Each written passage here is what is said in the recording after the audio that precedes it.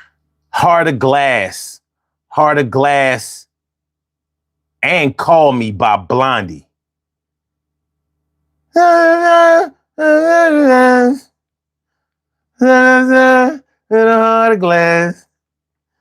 But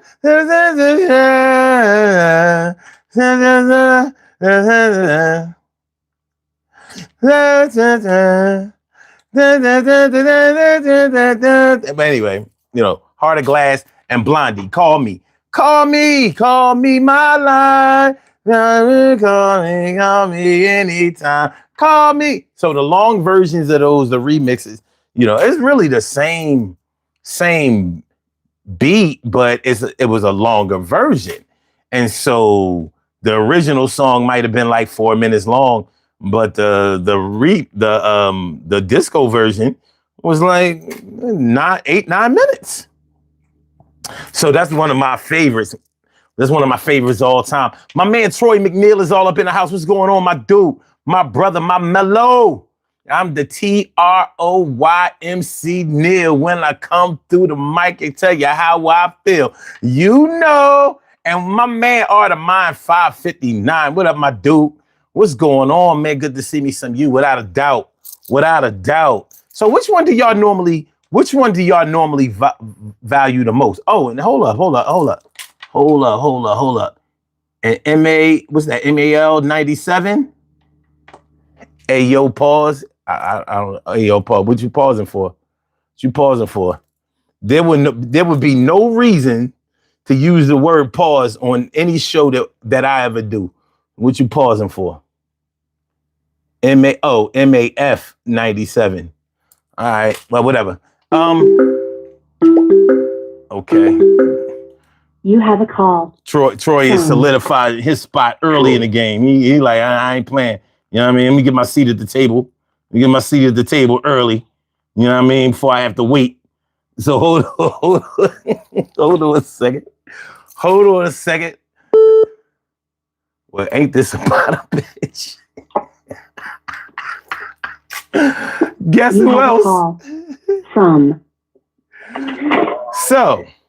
So okay, let me get this. Let me make sure I understand this. Okay. So both of y'all are MIA during the week, but on Friday, y'all like, nah, fuck that. Fuck that. Nah. Let me go ahead and get my proper seat at the table and shit. You know what I mean? So in this game of musical chairs on Friday night, we make sure that, you know what I mean? When the music stops, I had my chair, you know what I'm saying? Everybody else is out. This is a goddamn disgrace. You hear me?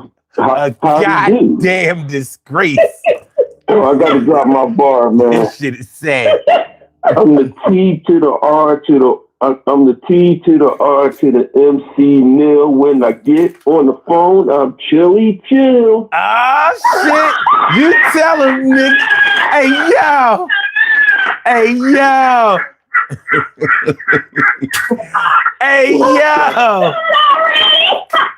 I hit you with the beasties. That's right. Chilly chill. That's right, MCA. That's MCT. Chilly chill. It's MCT. This shit here, boy. Wait a minute. You damn right I'm here, bro. Wait a goddamn minute. You damn right we was gonna be here. You thought you was just gonna get away and start talking that shit again tonight. We already knew what you was talking about. You already told us be ready. You said be ready. These are your words. I swear to God. Did you say that last night? You said prepare for next week, so we're ready. I did. I should have said prepare for Thursday. We didn't get a call last night at all. The phone ain't ring at all. Not a troll. Nothing. Nobody. You know what I'm saying? That shit was over like Rover. You didn't get a call, but I did reach out. I said something to Kels, and she ignored what I said. When? Last night, I sat back and I said, don't put your job in front of the live stream. Don't ever do that again. Let me tell you, I logged in, I spoke, and was next. Wednesday, is that the day you were late, son? That's the night I came I was late all week. I waited, and then I was asleep. I was late all week. I haven't been on time. This is the first, last night was the first day I was that I've been on time. It's been rough this week. It's been rough. All right. But in this all right, so what we talking about tonight? The original song, the remix, and the remake. So which one do y'all normally gravitate towards the most? Well, I think we can't avoid remakes because a lot of songs we hear now are remakes. Unfortunately, Luther's House is not a Home is not his. Is that the one that's originally not his? Superstar. He covered it. Yeah. Most of his songs wasn't his. I mean, for real. I mean, most of his songs wasn't originals, but So those are remakes. We're subjected to remakes all the time. Right. But now, in this day and age, I gravitate to remixes because I love a lot of the remixes. So okay. But the thing about it is the remixes. It's certain people that make a remix that just, you know how Trey Songz say, "Mr. Steal Your Girl." Well, some people are just Mr. Steal Your Song. Like Luther took a fucking song. Luther took the Carpenter song, Superstar, and just took that shit and said, "Fuck you, Karen." But he did it better. It's my song. He did it better. It's my song now. So then he turned back around and said, "You know what? I love you, Dionne Ward. Fuck you too. I'm taking House Is Not a Home. I'm taking that. That's mine. Take that. I mean, whoever wrote the song is the one who got paid.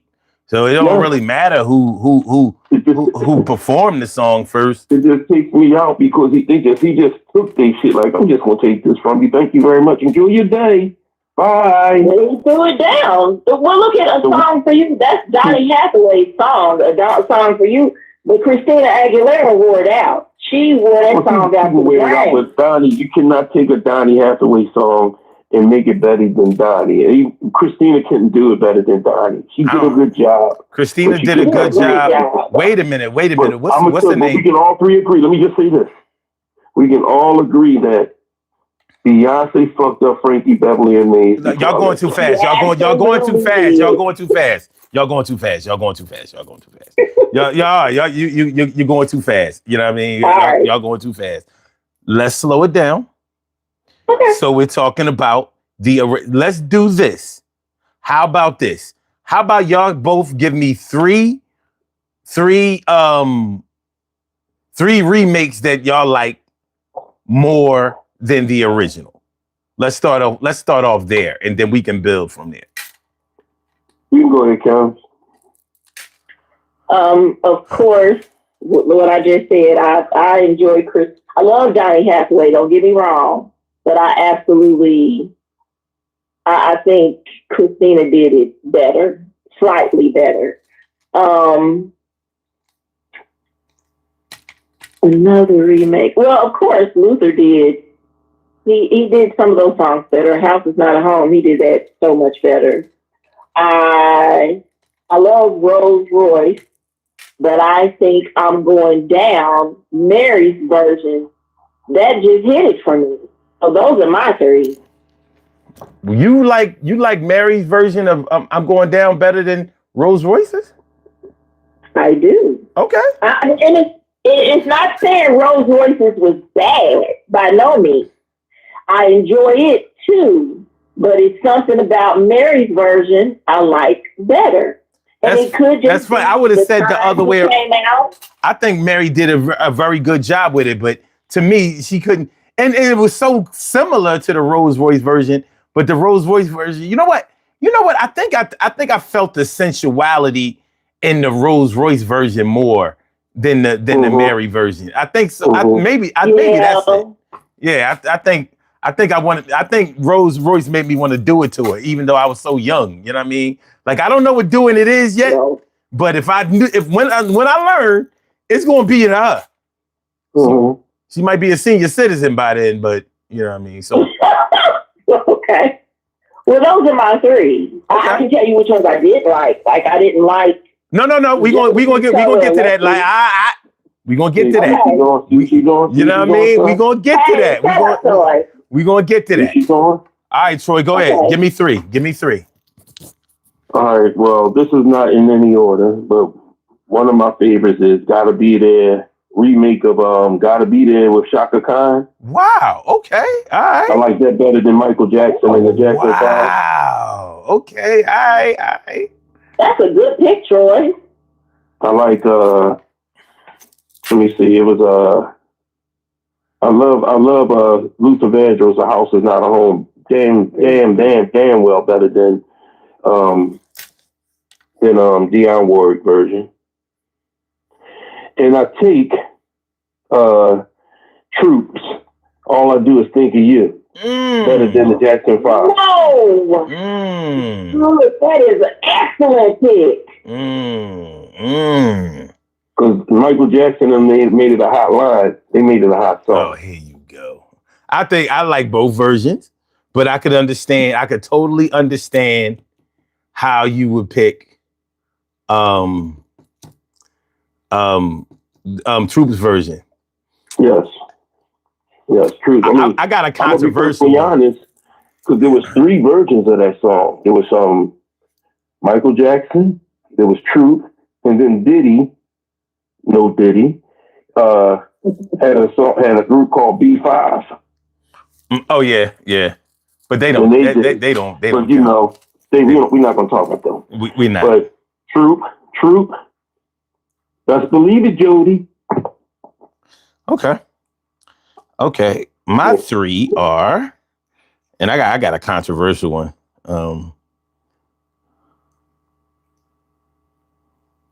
Okay. My first one is "Wildflower" by New Birth. Yeah. I didn't even know that was a remake. But first of all, that's one of my favorite songs of all times. And they just killed it so hard. You know what I mean? I didn't know there was a remake neither, son. You didn't know that? No. I didn't either. They actually covered that from a rock group.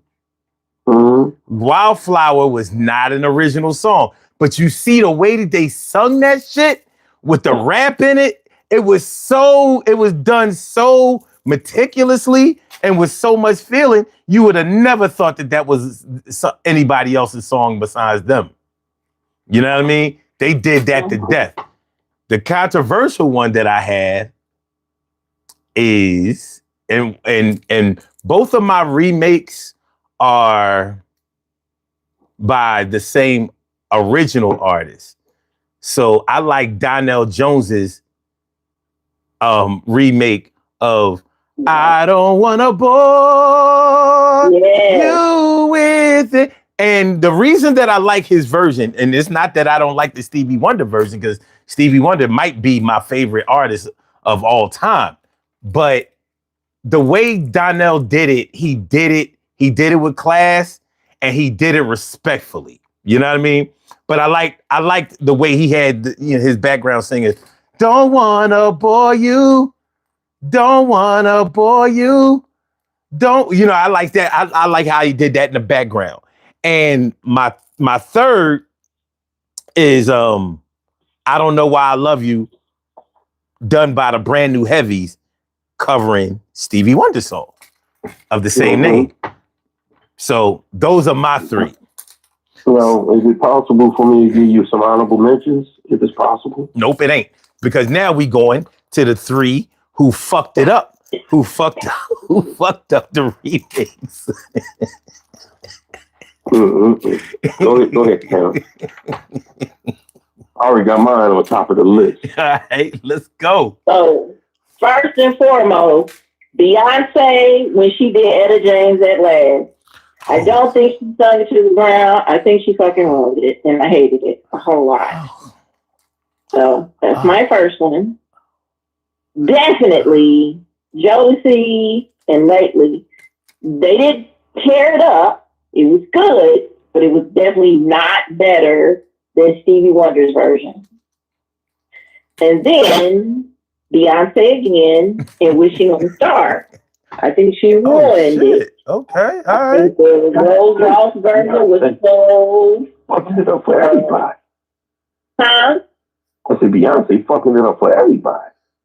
And the one I know y'all want to say, I left that for you guys. I just did her the Wishing on the Star and Etta James. I don't think she did shit to those songs that make them terrible. That's my opinion. Because Etta James, I don't think anyone could. No, There might be a few. Beyonce did. Beyonce did it. Not get it like Etta. Well, she did it. I think she did a pretty good job on the other Etta James song. Yeah, she did it justice. Yeah, the other one.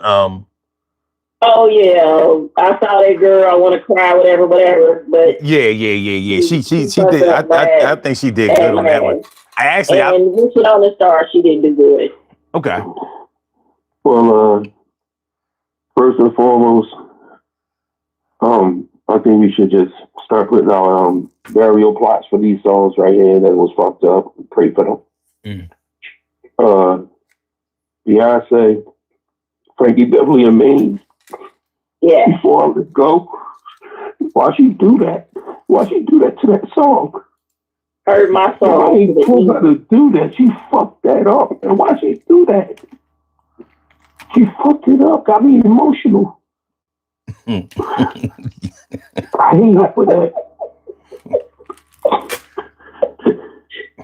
Gotta let it go. Let it go. Let it go, man. And then we're gonna go with Luther Vandross and Beyonce because one of my favorite songs, my karaoke song, one of my favorite songs is "The Closer I Get to You." And for her, Luther Vandross to fuck that song up like that, I don't know why. There's no reason for them to get closer to anyone. Fuck away from me. Yeah, I feel you on that one. And my third one. Shit, what's my third one, man? What's my third one? Oh, Anita Baker doing Tyrese song lately. Anita, I was caught up in your rapture. You know, I was no one in the world was beautiful. All them other songs you did was beautiful. Oh my God, Anita. Why I fuck up lately? Wait a minute, I haven't heard that. Yes. It must be terrible. She did that shit. I thought I was going to a funeral. She fucked up lately, man. She fucked up lately, man. I mean, when it comes to covers, a lot of people have dropped the ball. I mean, some way worse than others. But yeah. What was it? Oh my God, that was emotional, man. Don't pull that out of me no more, man. Especially the first one before I let go. Okay. Man, when I heard her do that, I said, "Who is letting this lady keep do? Somebody get her, please." That's not acceptable at all. I'm going to tell you this. When I first heard that, I thought that was somebody doing karaoke on the radio. I called it karaoke. Mm-hmm. It was very disrespectful. It was dishonest. It was hurtful. My mouth was a gate. I was led astray. I was run amok. Everything was just hurting, man. I caught COVID when I heard it. That bitch gave me COVID from hearing that fucking shit. Your mouth was what? My mouth was a gate. That mean that motherfucker was fully open. Full surprise. I couldn't believe she covered that. You were shocked and appalled. This bitch had me using big words. I was bewildered. It was baffling. What the fuck is she doing? Well, I was just traumatized and mortified. That's all I was. Because I was like, bitch, what? There was no reason for her to do that. No. That's why. I mean, she always. I still try to understand when she said this shit. She said, "I don't know algebra, but 1 plus 1 is 2, and that's just general math." So bitch, you don't know algebra. Well, the math wasn't matching that day because somebody told her the wrong calculations to do that damn song. No, I mean, I'll just be saying, I'll be hearing shit. That's the shit, man. None of this your turn, son. I'm not trying to overwhelm you because I've been hurting ever since I hurt before I left y'all, man. Okay. Even though it could be done worse, and some people argue that he did a good job regardless. Luther Vandross covering "Love Won't Let Me Wait." I'm like, no, they're not. No. He totally took the sexy out of that song. He just made "Love Won't Let Me Wait." He just made it a regular slow song. I'm like, no, that was a sexy song. You know what I mean? I need the chick in the backgrounds moaning and shit. You know what I mean? Getting pounded out. And I'm like, I mean, the nerve of this motherfucker to say, like, you know what? watch this shit I'ma do. We don't need no girl in the background getting pounded out. We don't need nobody getting smashed. I'ma G-rate this goddamn song. He did make it G-rated. That was a straight movie. That shit was straight R. Yeah, it was straight R, maybe no rating. You know what I mean? And he straight G. I was like, what the fuck was this shit? And then people I know got. Can I just use one word to what you're saying? Audacity. Audacity. That's why I was like, you know what? Luther overstepping his bounds. He done been too successful at this bullshit. This ain't right. You know what I mean? "Love Won't Let Me Wait" is one of my favorite slow songs of all time. There's some songs you do when you not. First "Love Won't Let Me Wait," and that was the first time you heard a female getting screwed. And you was like, here I am. Hold on. Here I am, 7, 8 years old, and I keep putting the needle back on that part, like, huh.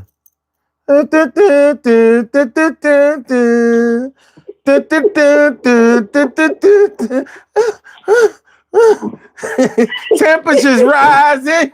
Let me just say this to you. No, let me do my list, man. Let me do my list. No. Let me finish my list. It ain't long. It's only 3 songs. "Don't Hurry Love" by Phil Collins covering the Supremes. It wasn't that bad, but didn't nobody ask for that. Didn't nobody need that. You know what I mean? I didn't need no man covering that song. You know what I'm saying? Like, Diana was singing to me. She was singing to me. You know what I mean? When she said "Don't Hurry Love." You know what I'm saying? Her, Flo, and Mary was singing to me. And then I don't know how many years later, here come Phil Collins. I'm like, what are you doing? What are you doing, Phil? You know what I mean? Like, you're better at songs that got the heavy electric drums. You know what I mean? Do another "In the Air at Night" or some shit like that. You know what I mean? Some shit like that. We don't need you for that. And the last one is a wild card, and this one might be a little controversial too. Snoop Dogg covering "Lottie Dottie." Now, I wasn't mad at it at the time, but I'm like, no, you can't cover a rap song. I didn't ask for that. You can't cover a rap song. You know what I'm saying? He did it, and this shit had the nerve to be a hit again, and it did help. He gave some of the money to Slick Rick, and but I was like, I was really hoping that a bunch of artists didn't try to duplicate that shit. You know what I'm saying? And, next thing you know, what you're saying right now, son, is yeah, like next thing you know, we got remixes to rappers delight and all that. I'm like, nah, no, come on now. Don't galvanize these cats to start doing this shit. You know what I'm saying? But yeah, that's my 3. No, what did they say on Living Color? Hated it. That's how I felt. So. All right, now if y'all want to, y'all can do y'all honorable mentions. Okay. Go ahead, Tim. Let me say this real quick. You know how you said you didn't know the one song was a cover? I didn't either. I didn't know "Can't Take My Eyes Off of You" wasn't Lauryn Hill's song. I didn't know it was a Frankie Valli song originally. Yeah. And that shit. I didn't know that Escape song. Who can I run to? Can I run to? I know the one you talking about. And I ain't had no business not knowing that. We had the whole album. Had the whole album. That wasn't their song, but they did a good job with it. They did a good job. They stole it. Yeah, Escape. They stole that. All right, so all right. What are y'all honorable mentions that may not have been your favorite or may not have been the best, but they did it some justice? Oh well, I did enjoy "Killing Me Softly." Roberta Flack, her version of "Killing Me Softly." That wasn't her. I thought that was originally her song too, but it wasn't. It was somebody Lieberman, that person's song. But I think Roberta Flack did it so much better. It was great when she did it. And I thought it was her song. But I was wrong. Let's see. Gladys Knight has one. Something about Remember. Oh, I hate that I can't remember the name of it. Would you like me to help you? Something about Remember, but it was a barber. Would you like me to help you with? Would you like me to help you with that? Yes, please. What's the name of it? I'm going to take "The Way We Were" by Barbra Streisand. Gladys Knight redid it. Yes, that's it. I'll take that for $1,000. Yes. Gladys, they did that to the ground. I cried to that. And here, let's go here. I like Christina Aguilera's version of "A Song for You" over Donny Hathaway, although I love Donny Hathaway, but I love Donny Hathaway's version of it over Leon Russell because that was not originally Donny's song. It was Leon Russell's song from the 70s, and Donny Hathaway was from the 70s too, but he did it better. Okay. So that song did a run for a minute, and then there's another version after Christina that I don't like as much, and I can't think of the artist because I didn't like it. But that song keeps doing it keeps making its rounds every decade. Okay. And then my last is "Bridge Over Troubled Water." I think Aretha Franklin did that to the ground versus Simon and Garfunkel. They did okay. No, they didn't do okay. They did okay. It's their song. They did okay. But Aretha made it her song. So if you say she stole it, she stole it. And she did it justice beyond. I thought you was going to say you like Michael Evans' version of "You and I" better than Stevie Wonder's. Good time. You don't think Aretha did better than Simon and Garfunkel? No, she did that. She tore it up. I thought you was getting ready to say Michael Evans' version of "You and I" was better than Stevie Wonder's version. Oh no, I'd have to be. I would have to be high, and I don't use drugs, so I would have to be high for me to feel like that. I'm not saying Michael did a bad job, but Stevie, come on now. Come on. I'm gonna run down my 3 real quick. This is real quick. Right. First of all, I disagree with Kim's talking about Jodeci's "Lately" because "Lately" was a terrific remake. You know, especially when he kept begging KC to sing it, he said, "Far but frequently we'll wear perfume," and I was like, "That's the shit." So I must take a disagreement with you on that, Kim. Drew Hill, "The Love We Have," Hell yeah. Good good one. Very, very good. There's a song by Blue Magic called "Be My Girl." My brother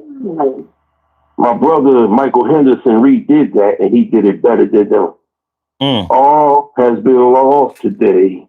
The love you gave converted me and let me know you're the one I need. Be my girl. Be my girl. Just thought I'd let you know what song that was. Okay. So I mean, and that's 3 right there. I'll give you those 3 right there.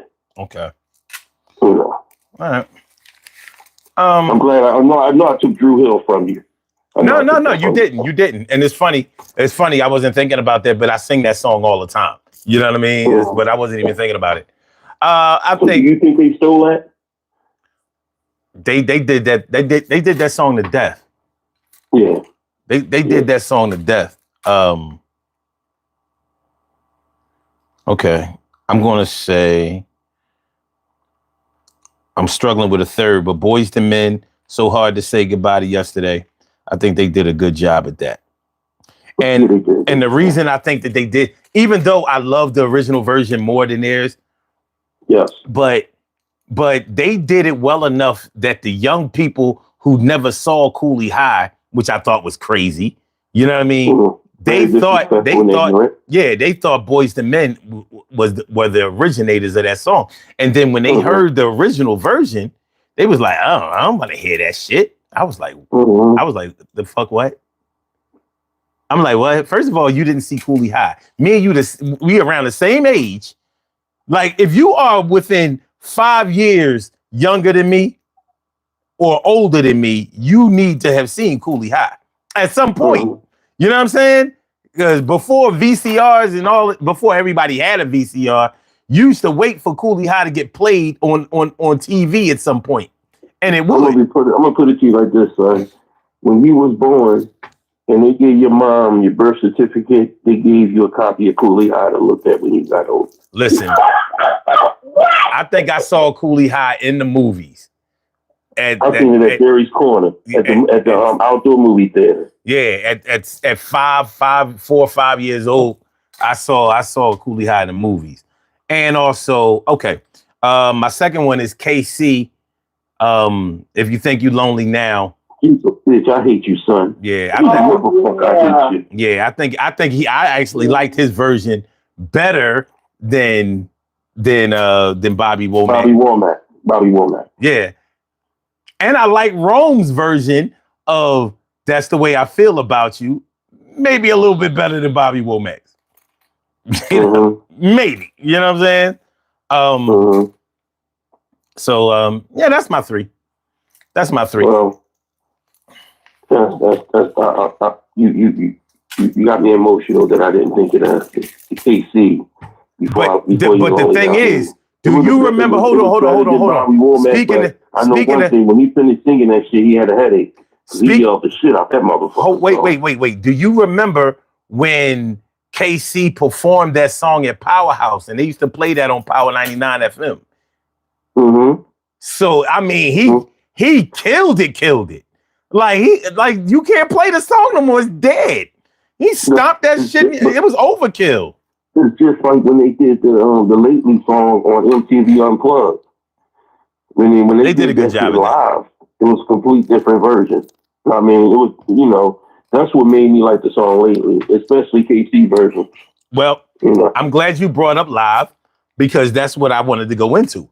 Do y'all have any live versions of songs that y'all actually like more than the original studio version of the song? Oh yeah, I love Sade. Is it by the singer, or is it a remake by the live? Is it a remake of the live version, or the person singing it live? The person singing it live. The person singing the live version of the original version. Okay. So basically, just the song in concert. Okay. So of course, for me, I love Sade doing "Is It a Crime?" and oh God, I can't think of it. Pearl. I loved her singing both of those songs live versus the studio version because they were very emotional especially Pearls is a emotional song. And when she sang it, it just kind of made me tear up. So those two songs for sure did very well live. And I did enjoy seeing Prince sing all of his songs live, especially Little Red Corvette. Okay.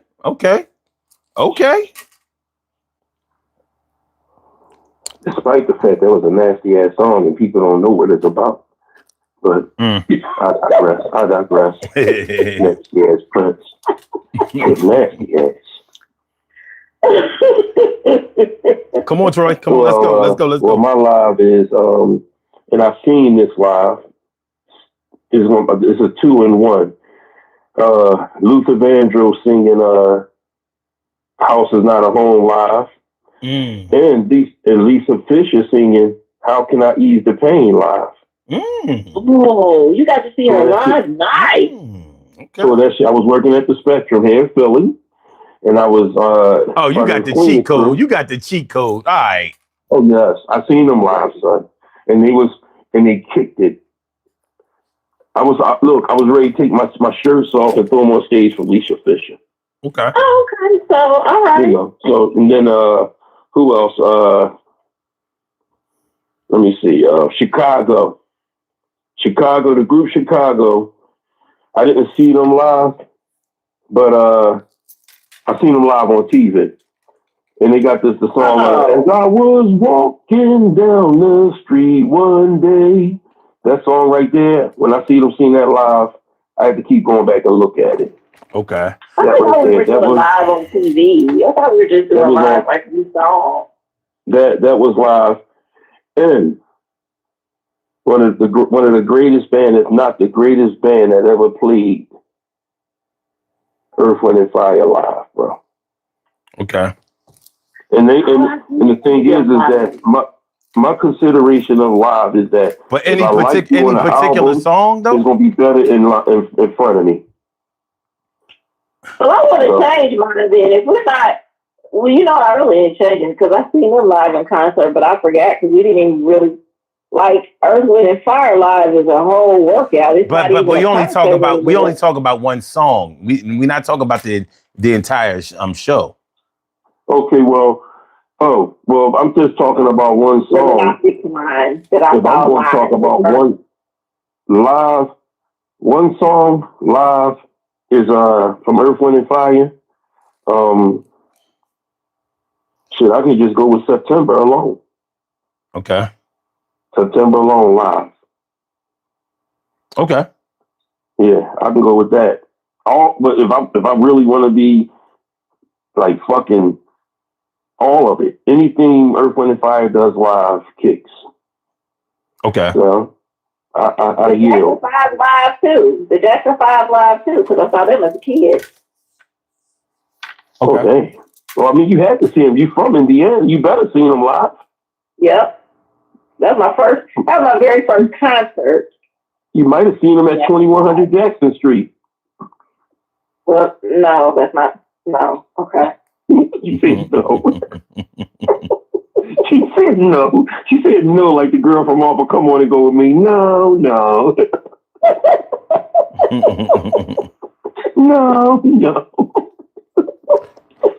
What's yours, son? All right. My first one is wherever BDP was performing live in Philly, performing The Bridge Is Over.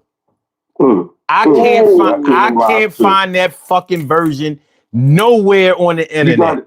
You got to get the live DVD, the live CD. No, it's not the same. It can't even touch it. It's not even close. It's not even close. Because when he did the live, 100%, when he did this shit in Philly, you know what I mean? He was like, when I sat down to write the song South Bronx, I had to put on my Nikes and my Nike socks. I said, what could KRS possibly say to a whack MC and crackhead DJ? And at the end of the joint, he's like, yo, West Philly, y'all stupid fresh.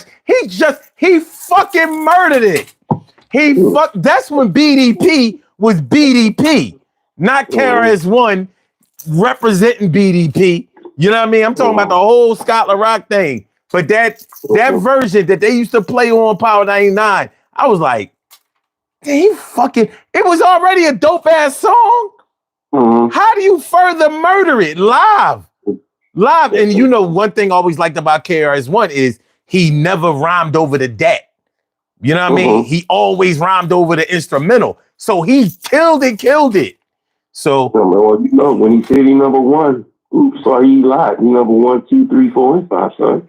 Well, you know, he was good. And so Stevie Nicks, Edge of 17. Whether it's the 19 in person? I got the if you go on YouTube, just put in the live version and it'll give you 3 versions from 1982 when she was on that tour. But she fucking murders it. She fucking murders that song. I already loved the song, but she puts it to rest. And the live version of Understanding by Escape. And I did see them perform that live. That shit almost brought tears to my fucking eyes. And that was only with the 3 of them because Tiny had just had the baby, so she wasn't touring with them. So that was just Candy, Latasha, and her sister. What was her name? Well, we really didn't need Tiny anyway, you know. Well, I mean, Tiny. You can't take away Tiny's talent. Yeah, you can't take away from her. But let me just reiterate something. Letitia, the other 2, they can sing. The sisters. Tiny can sing. Yeah. Tiny can sing. Some other 3 can sing. Well, wait a minute. Candy Burris cannot sing. She cannot sing. Well, I said she can sing. She cannot sing. But the thing is, Escape is good enough where every voice complements the other one. They are that good. They are that good. They are the Boys to Men version of a female group, for real. Well, they tried to make them. KD said he tried to make them a female version of Jodeci. Yeah, well, they was more like Boys to Men because all of that stupid shit that he had them dressing and shit. I'm like, what the fuck? Why are you trying to dyke out these chicks? You know what I'm saying? Like, what made them female Boys to Men versions to me was when they did that song Tonight, when they harmonized Tonight. Yeah. Yeah, that right there was very Boys Diminished to me. Very. They were Jodeci when they did Softest Place on Earth. Like that song right there was, that was beginning the troubles for me. Because the most sensual song that I love by them is the one the something place on earth, the softest place on earth. And when I hear that song, I already know what they're talking about. I did too. That's why it was the start of trouble. Softest place on earth, sir. This is one of my favorite songs of all time. Of all time. Tell your friends I'm turning you out. God damn. That song started a year of complications in my world. Because the first time I heard it, I was riding with my guy friend in the car, and we were on our way to the movies, and the trajectory of our day changed immediately because I said, what is this song? She said, you don't have to pull the blinds. I'm thinking, I'm over. This song here is getting ready to get me in a bunch of damage. And it did. She said, you don't have to pull the blinds. Let the neighbors lose their mind. Exactly. Yo. That's the perfect song where every person complimented the other. That's what all of their voices from my mountains, from my valley. To my valley. Yo. Yo. Okay, God. I say, listen, you can do but so much with adjectives before we really figure this shit out. She was very look, she was very descriptive.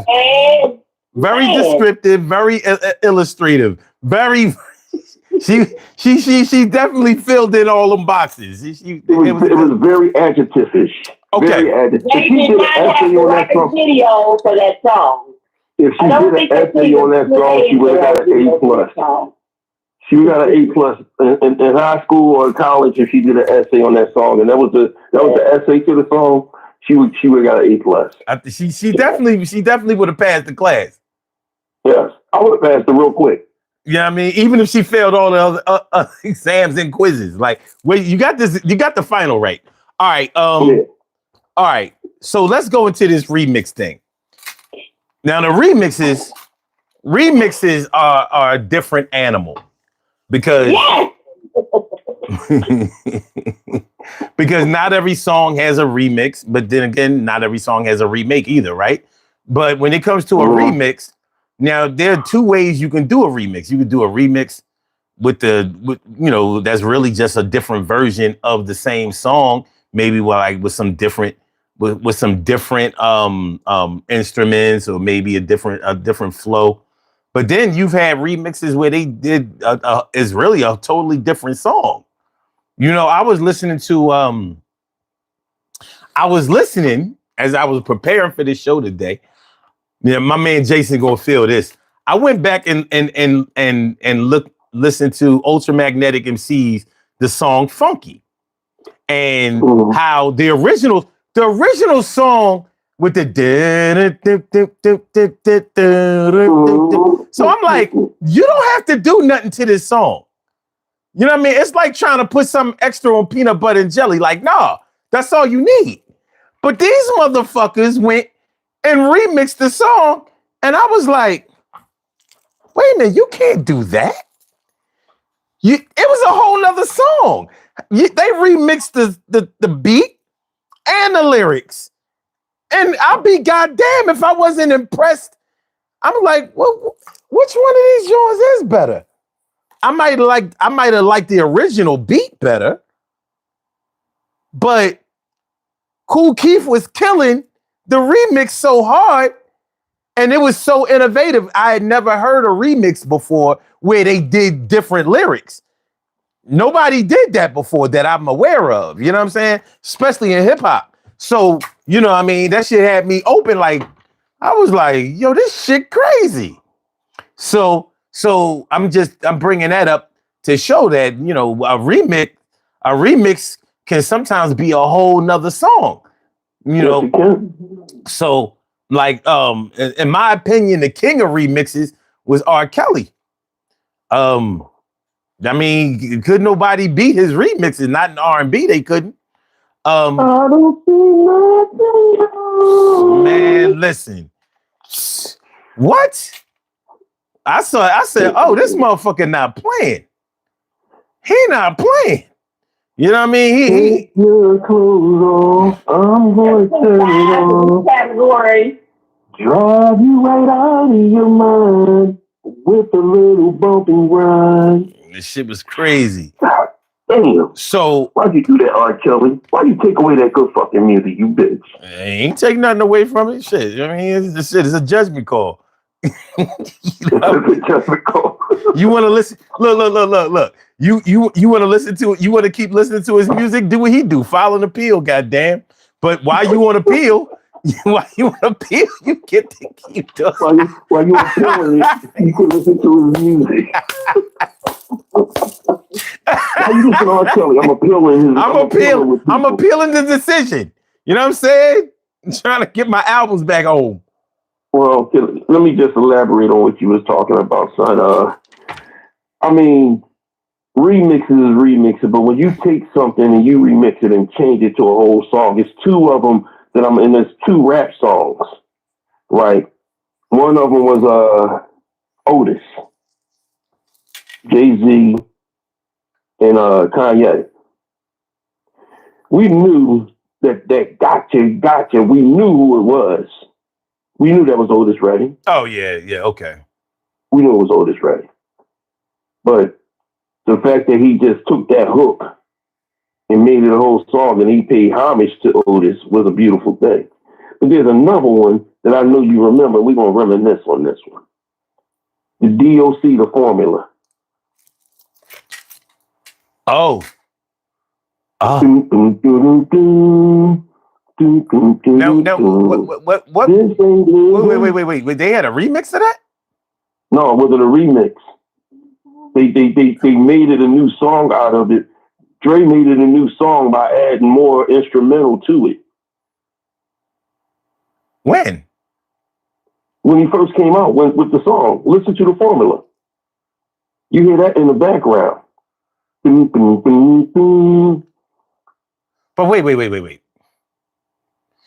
No, I'm talking about remixes of the song.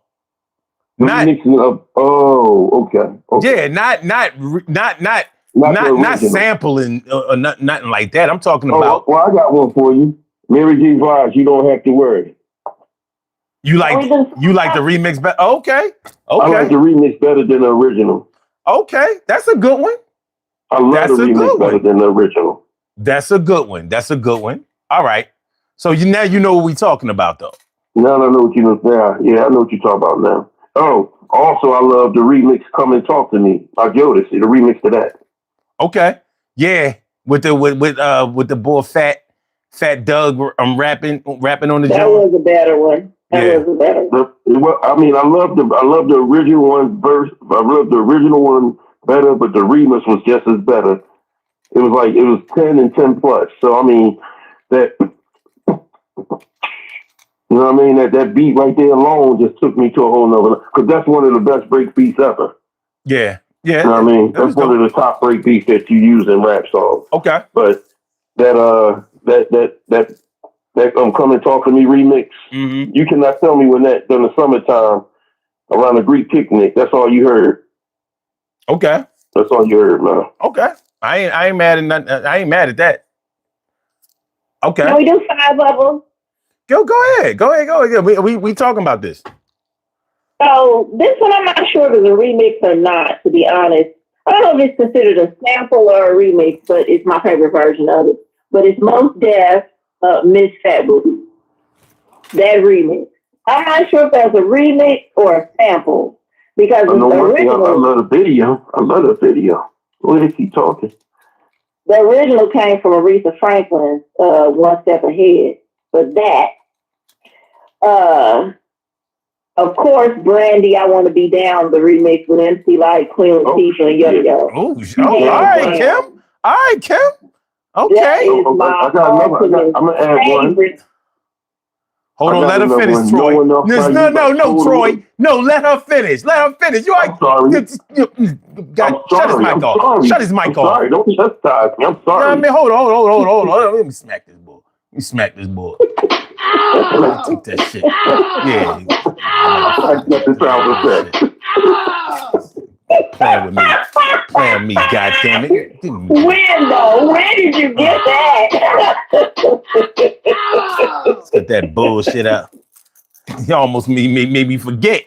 Go ahead, Kim. Well, hands down, that is in my top 2. That remix, man, I like the original, but when that remix came out, fuck the original, for real. Like, that, to this day, if it comes on, I'll bet you I'm stopping what I'm doing and I'm into it. Like, when they go to concert, you ready to put your black boots on? Hold on, y'all. Do you understand? Like, we're done with the day if that comes on. That's the one song that can change my mood. That right there. That is the ultimate remix for me. Then next would be Total. Can't You See? As much as this nigga is trash, the Bad Boy remix cannot be topped. That remix version of Can't You See is the dopest shit right after Brandy for me. What Can't You See? They didn't have a remix for How Can't You See? But it's a remix for Biggie's song. It's a remix. Can't You See is a remix. That's not an original song. Oh, okay. The one that I like by the remix that I love that Diddy did was total. Sir, will you shut your face, please? Thank you. What you say? She wasn't finished, Troy. You want me to repeat it? Can I check my face? I said, can you shut your face, please? Thank you. Oh, I'm sorry. I'm sorry, Mom. All right, go ahead. My next is Aaliyah at your best, the Gangster Child remix with R. Kelly. I like that. That was smooth. Let me get this straight. You've been digging in the crates. You've been digging in the crates. That are in my rotation. Okay. Because I'm like, ain't this some shit? These are songs I listen to right now on a daily basis. Okay. When I need to do work and I have to work on a project, these are the songs that are played at the highest level in my house at 2:00 in the morning when I'm working on a project. Okay. And then lastly would be Eric Sermon's version of Music with Marvin Gaye. I love the original. There's no question about that. I play them back to back. And I'm not saying it was better, but I love it equally as much as Eric Sermon's remix of Marvin Gaye's Music. Okay. Now, can't you see? That's my shit. So those are mine right there. Good shit. Well, I'm sorry for interrupting you, Tim. My most humble and sincere apology. Will never happen again.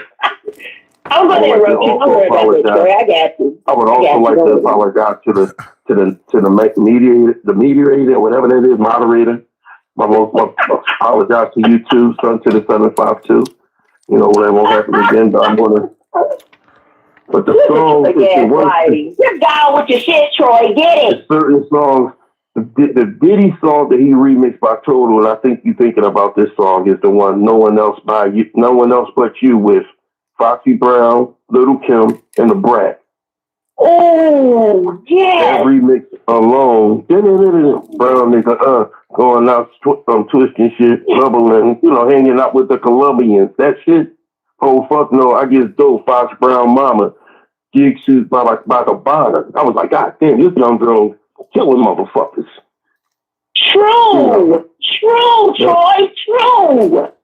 That one. Then it was what else? It was another. I just wrote it because I got paper in my hand writing shit down so I can just compete with y'all tonight. Writing shit down so I can compete with y'all tonight. The remix to dang, if I had it right in my damn head, I didn't write this one the fuck down. Motherfucker. It was the remix. Oh, Get Money remix by Biggie and The Get Money remix. You like the Get Money remix better than the original? I love the what? Yeah, better than the original. I love the remix. The Biggie verse on that alone just made that shit better. I have to agree. Biggie made it all better. You gotta get it to that way. The Get Money remix. You can be as bad as the good as the best of them, but as bad as the Frank White, the Desperado, used to rock the all-black Movado, the all-black Eldorado. All that in the bottle of Don P. Niggas can't harm me. I bring the army. What the fuck? Okay. That shit that he said in the beginning of the original cannot even compete with that, and that was just as great. They could play they could play the remix in church. I don't know about that, but okay. Slow it down. That shit is deep. That shit was on point. You know the choir harmonized with it.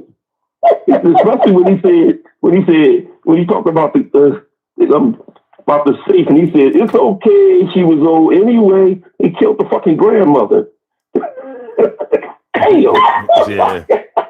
It's okay, she was old anyway. I took her for a jewels in a pissy mattress. Your mom's an actress. Man, if you don't go to the next goddamn song. Okay, the next song. Remix. The remix. You want to come back to it? Yeah, I'm You gonna didn't come do back your to that. homework, did you? Yeah, he I did. did a lot of He did. homework. Because I've been having a lot Look. of He's too oohs and busy. ahs for my Look, shit. Stop that. he too busy trying to do your homework. I know the answer, Kim. I got the answer. I gotta assist both of y'all asses. Hey, you didn't have to assist me. I knew mine because I listen to them every day. You didn't. Oh my fucking goodness. All right. All right, here we go.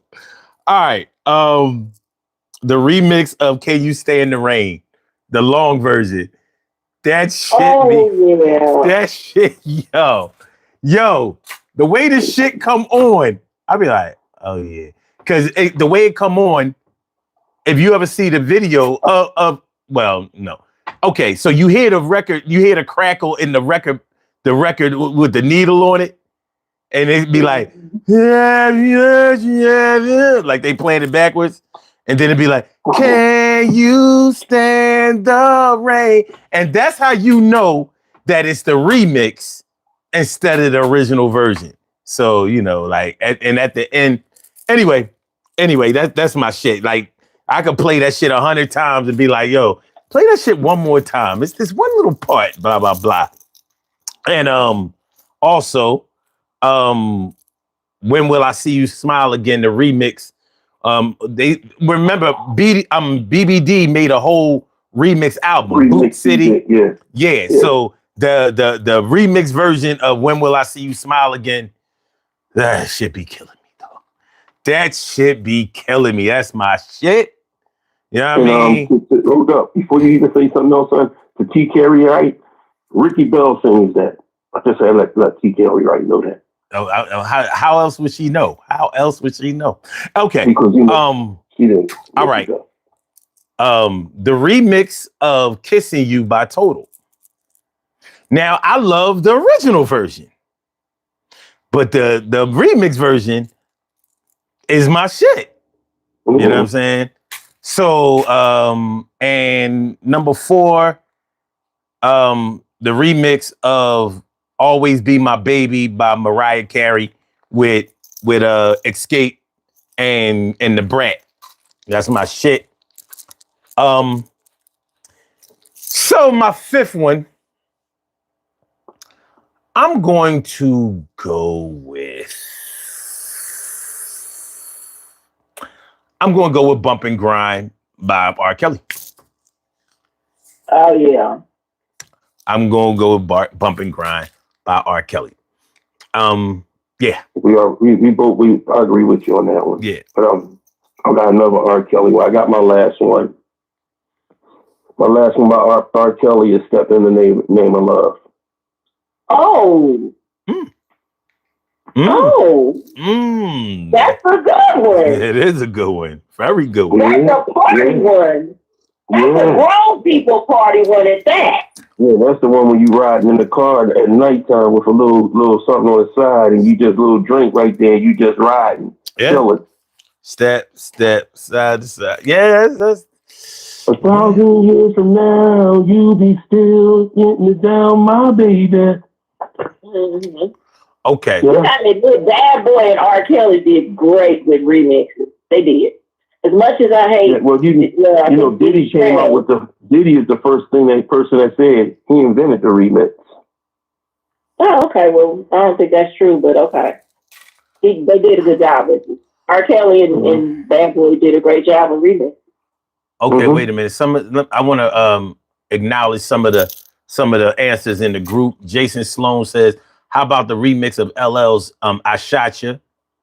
Well, it's pretty dope. And I think that's the version. Ain't that the version that had Cannabis on it? No. That I think that had Prodigy from Mobb Deep. I believe. Was Foxy Brown on that? Yeah, Foxy Brown was on that. Let me just. I don't know. I can't answer from the rip. You got the phone in front of you. Do your Google, bro.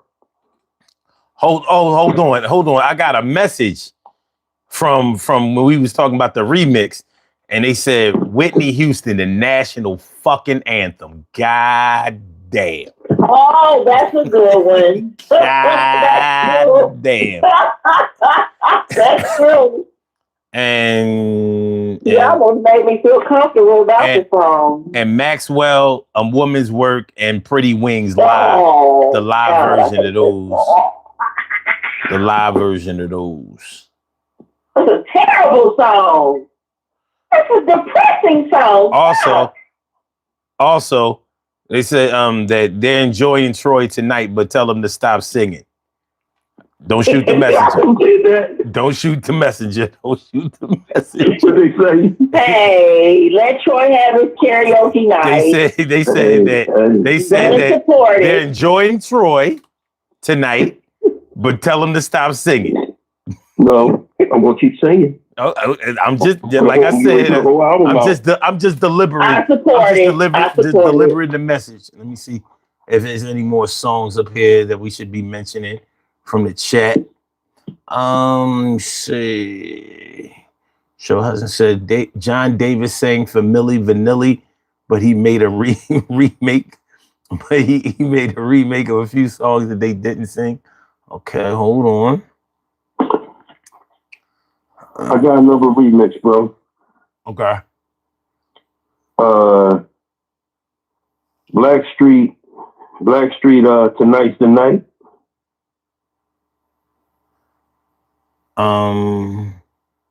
Tonight's the night. Oh yeah, that's a good one. That's when they did the remix with SWV. Are we counting extended versions as remixes as well, or just extended versions? Okay, extended versions remix too. Yeah. They do kind of They run hand in hand, don't they? Somewhat. They pretty much do. Kind of.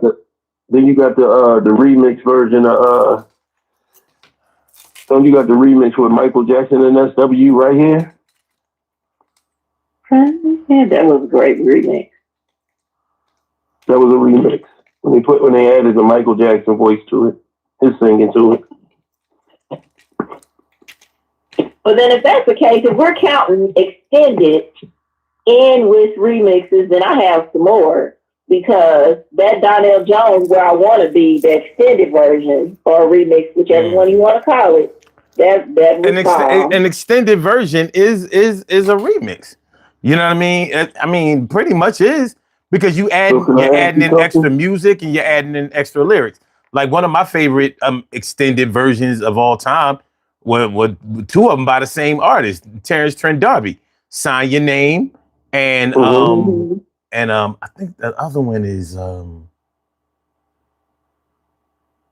damn, it's Sign Your Name and Not If You Let Me Stay. Fuck. Let me go to this album. The Hard Line according to Terrence Trent D'Arby.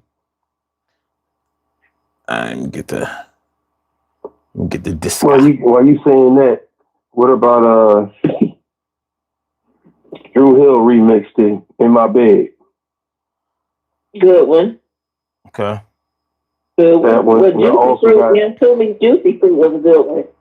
That extended version or remix, whatever you want to call it, that Juicy Fruit, Toomey Juicy Fruit was Wishing Well, the long version of Wishing Well on the long version of Wishing Well was decent. Yeah, both of them songs were lengthy though.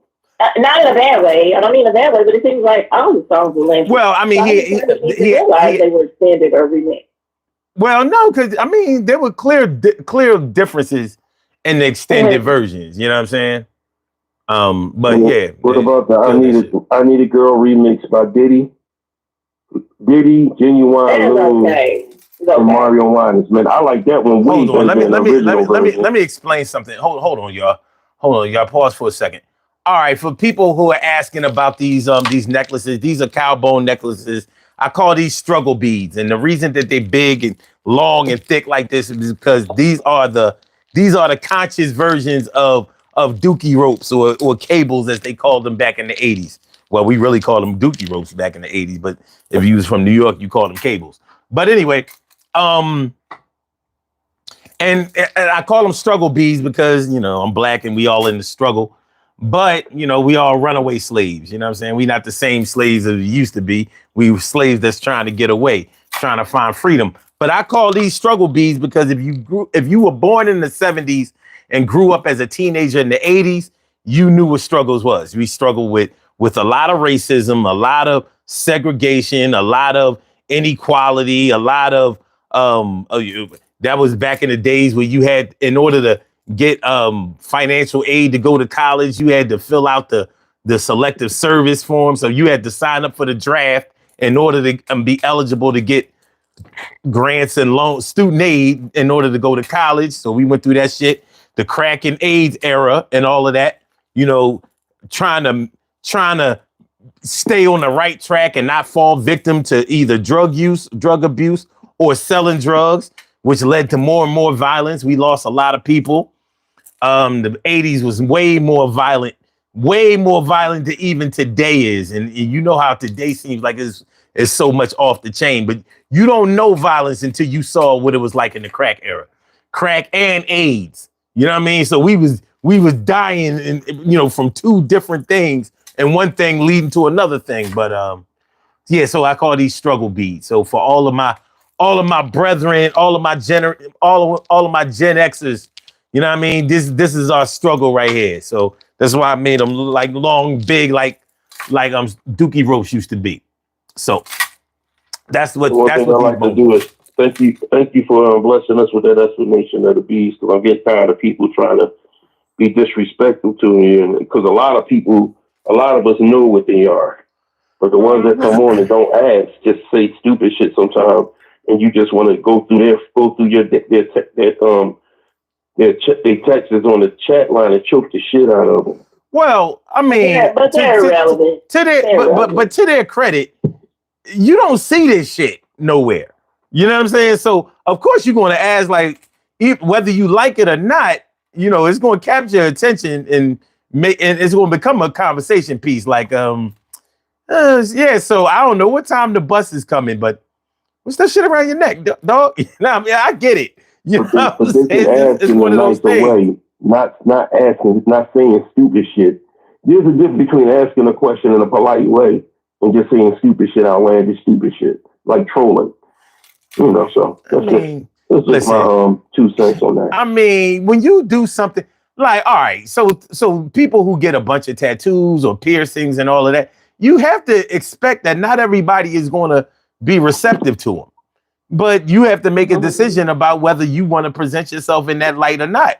And I make this decision. Now, every show I wear these shits. I wear these shits outside of here too, just not all the time. You know what I mean? But, you know, I mean, it is what it is. So I can't be mad at nobody, whether they like the beats or not or whatever. But, you know, sometimes if you troll, you give me a chance to, you know what I mean, fuck with you a little bit. It ain't no big deal. I mean, well, I look at them bees differently because when you're online, they struggle bees. But when you will them on the street, they don't fuck with me bees. Don't fuck with them. I get more attention on the street with these shits.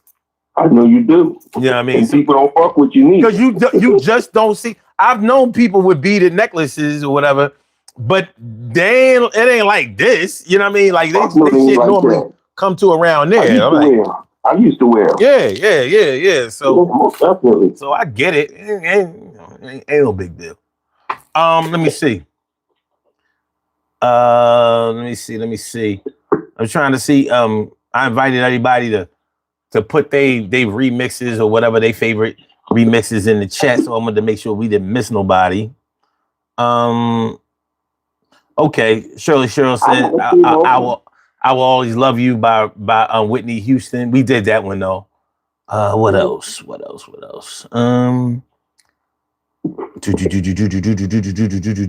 do have another one if you like me to throw in. I got several more.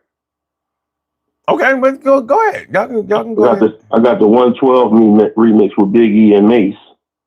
Yeah, that was a good one. That was very good. That was a good one. 112 was a dope ass group. You know what I mean? They was a dope ass group. Yeah, 112 was.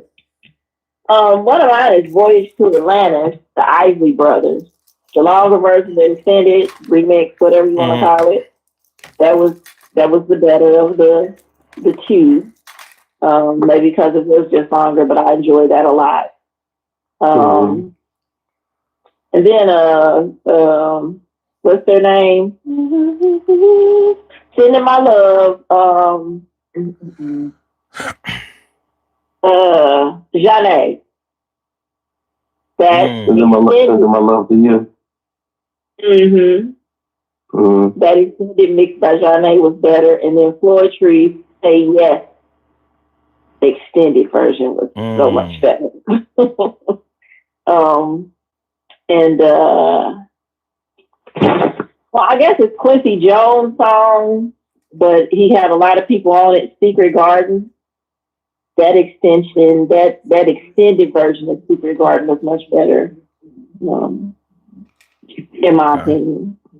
Not that the original wasn't, but it was something about better, more to it. And then, of course, R. Kelly, Your Body's Calling. Okay. That one. And then my last one, which is my favorite, it probably should have been number one, was Green Eyes by Erykah Badu. Okay. As I said, that's my song. That song she wrote for me. So, Green Eyes, Erykah Badu. Just another one I was just thinking about. Lumi D with Fabulous and Buster. Uh-oh.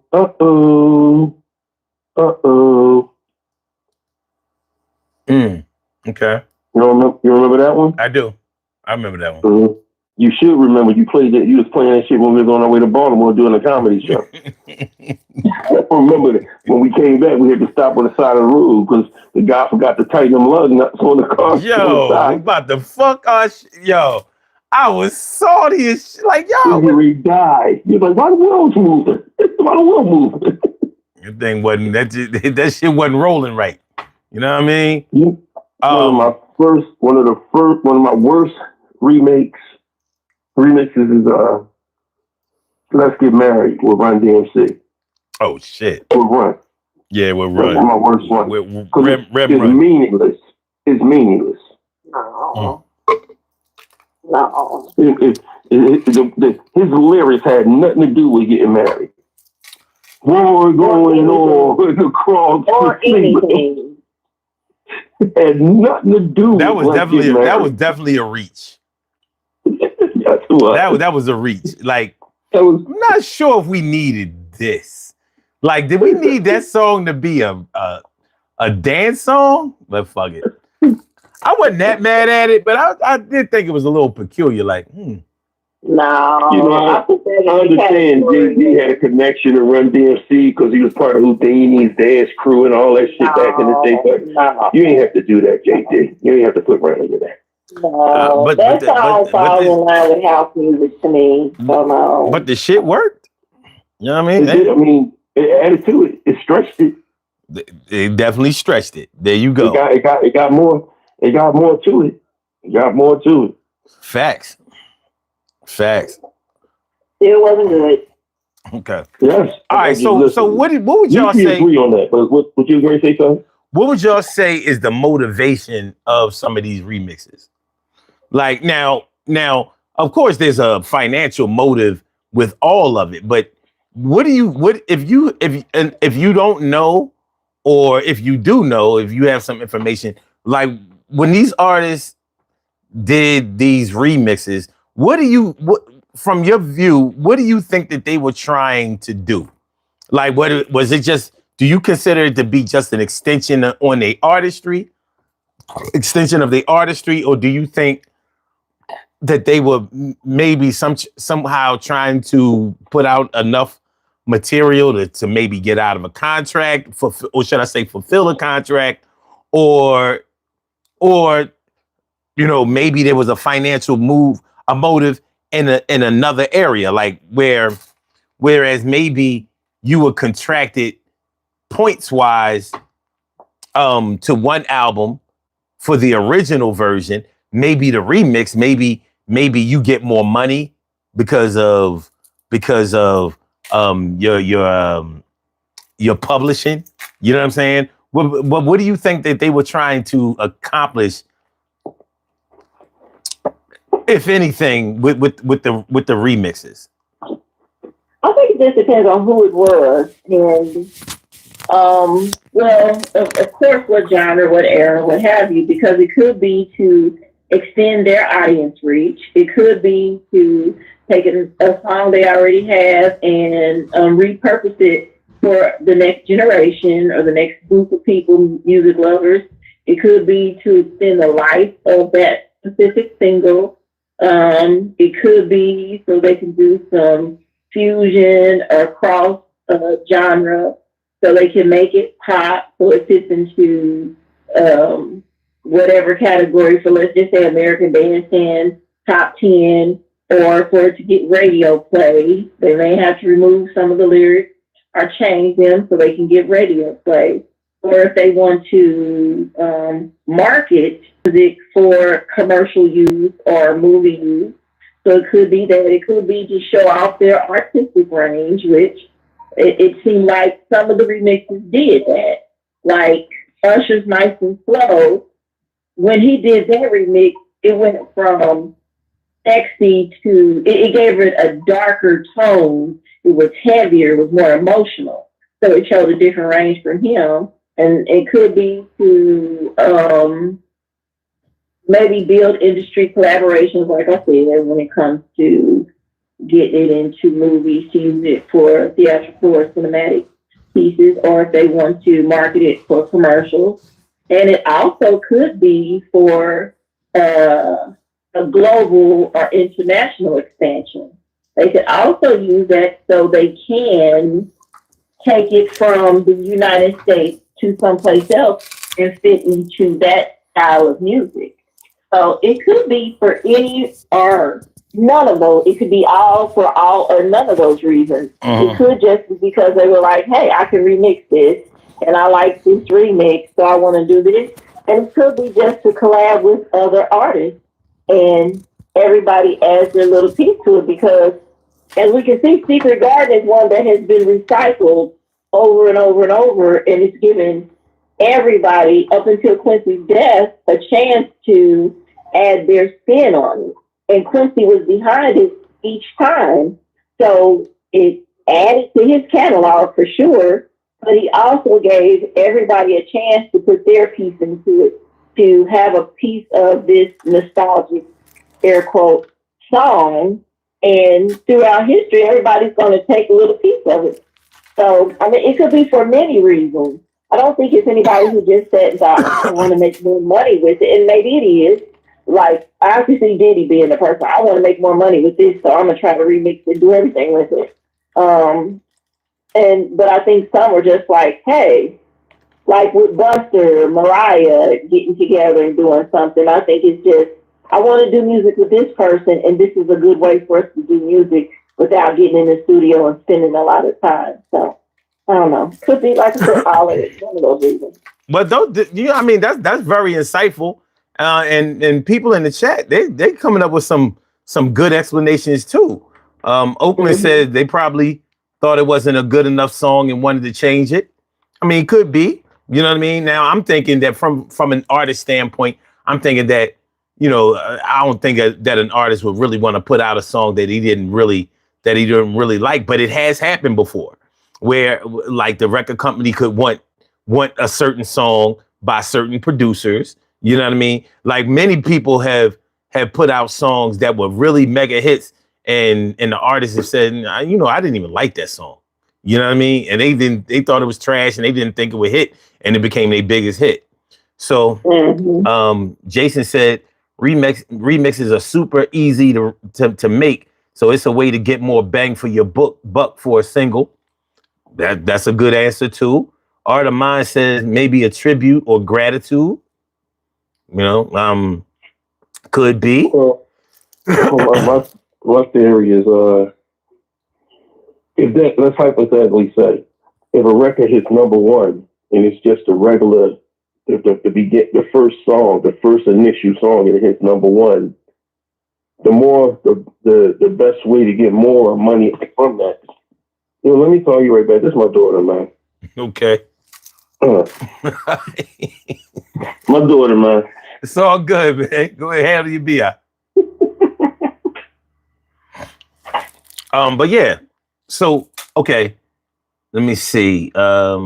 Shirley says less stress. Don't have to worry about writing a song, thinking their voice will make a difference.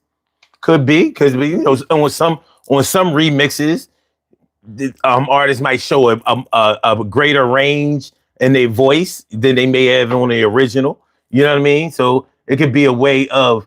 It really could be a way of um not just expressing your creativity, but actually improving on a song that they thought could really be done better in a different way.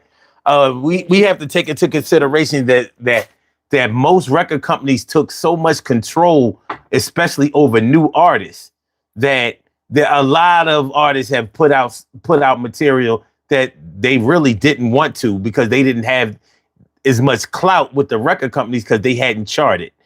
And there have been so many times when the record company took the credit for the artist doing well because they suggested they took control of the production and maybe even some of the writing. You know what I mean? Bringing their own team in to develop certain artists. Sometimes the development was a good thing, and sometimes it was more of a power grab. I don't know how you. I'm just going to say DN says it's really dependent upon the track. I think some remixes are less than the original, and some versions, some of the live versions are better than the. Wait, I guess that says some remixes are greater than the original. I gotta make sure I'm you know what I mean. I gotta go back to math class. You know what I mean. Okay. Says, You're correct. It's greater than.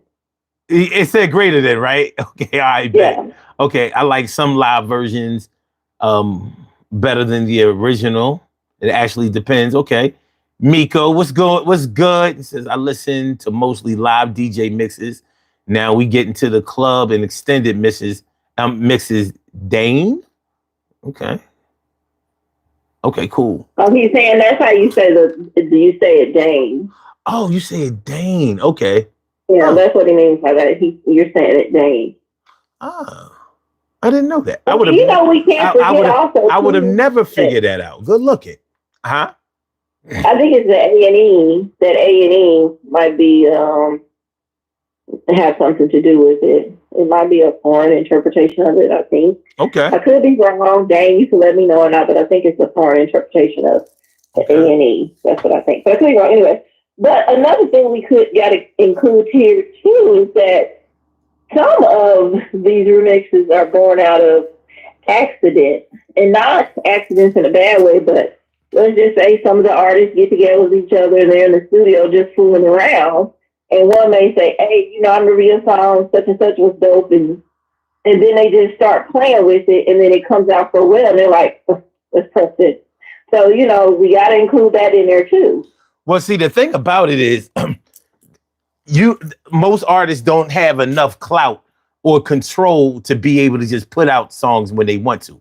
You know what I mean? So everything has to be run by the CEO, well, not necessarily CEOs of record companies, but whoever is running shit at the record company. So trust and believe that those remixes are already approved by the time the album comes out. You know what I mean? They already now these artists have a lot more control, which I respect a whole lot. Well, but because they're putting themselves out independently. But you have to also remember that the ones who are signed to record deals, they have 360 deals. Record companies ain't doing no regular deals no more. So they're getting a piece of everything that you do. Your paraphernalia, your show money. Yeah, when you do collaborations or features with artists and all that kind of stuff, it's totally not worth it. But that's what record companies have to do in order to get any semblance of the type of money that they were getting when they were stealing everything. So it is what it is. But I celebrate the independence now. I celebrate it for the artists so much right now, and I know a lot of people are upset because where we are with this music now, but some of it I champion because I think it's fair that they have a right to own their own material, their own product. They do all the work. The record label doesn't do a whole lot, especially now. Artists out here marketing themselves. right. But you have to know how to market yourself. You know, unfortunately, not everybody is built or meant to be their own boss. You know, some people really do much better working for somebody else. So, you know, and I don't want to discount that. It's not a bad thing.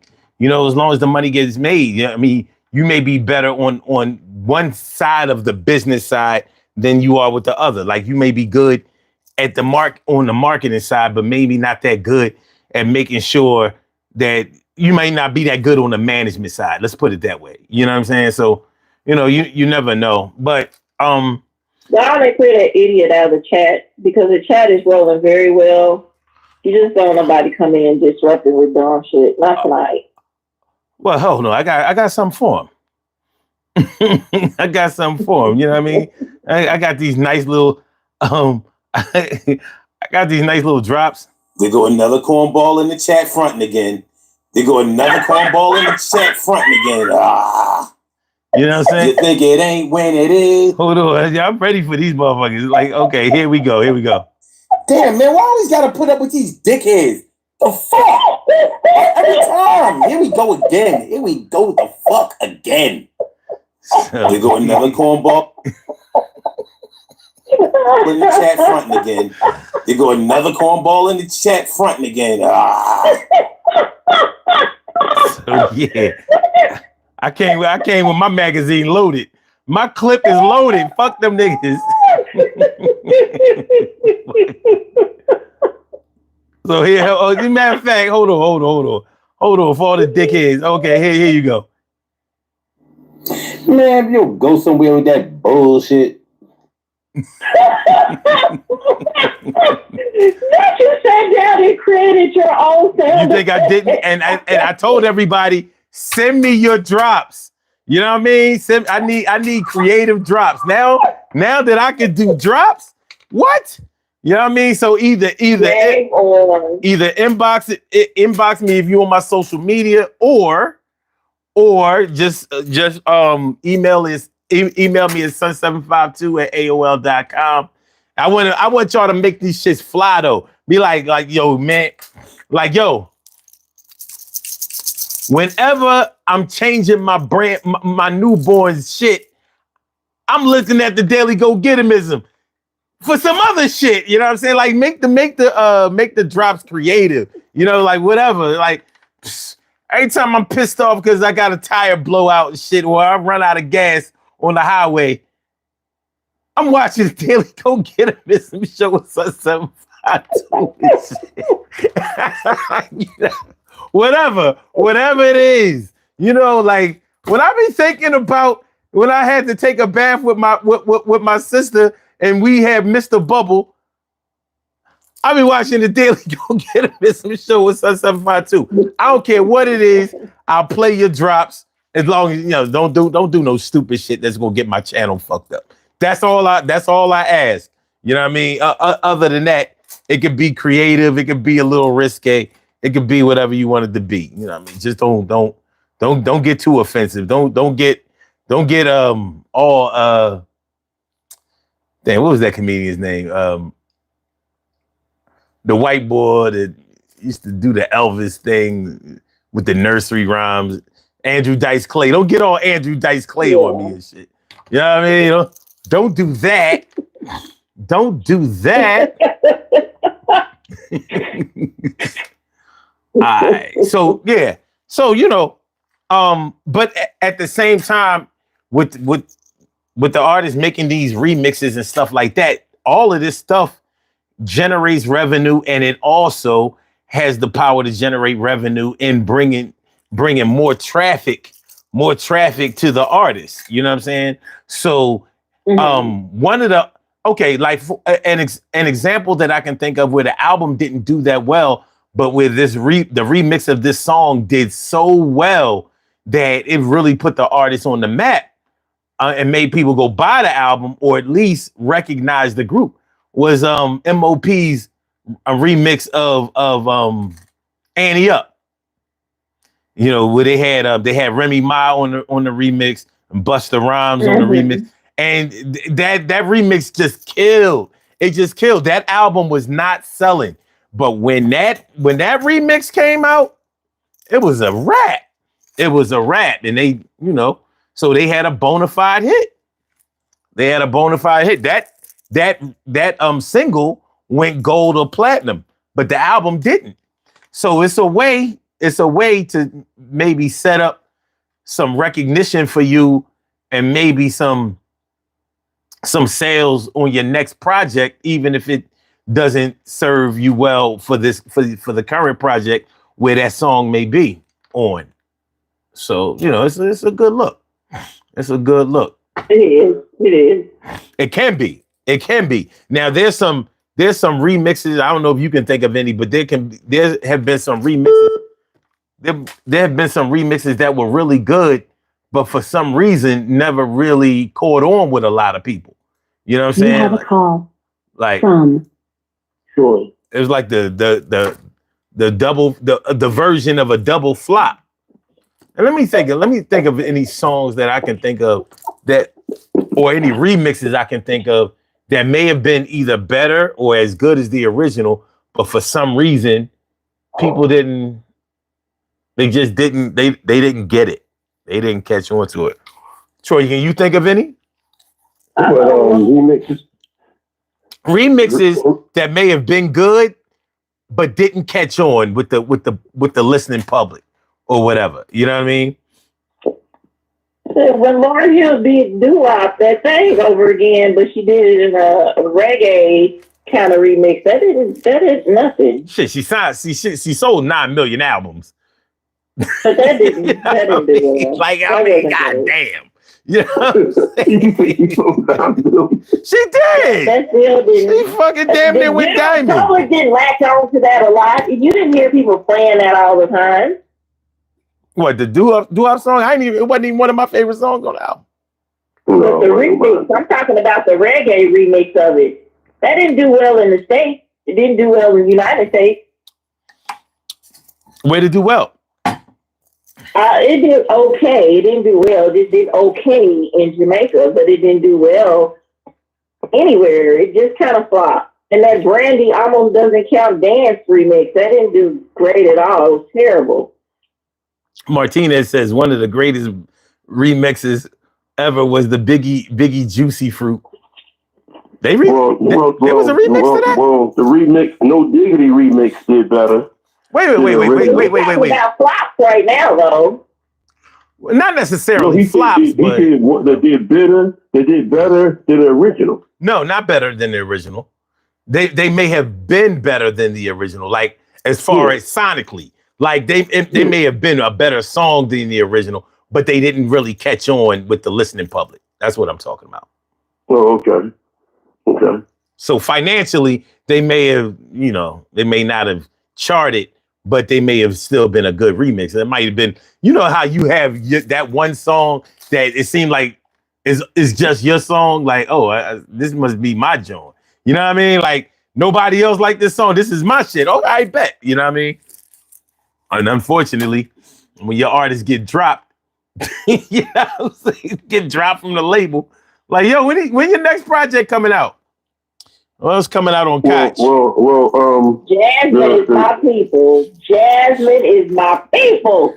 She says Susan Vega Times Diner DNA remix. She's my people. Okay. My people.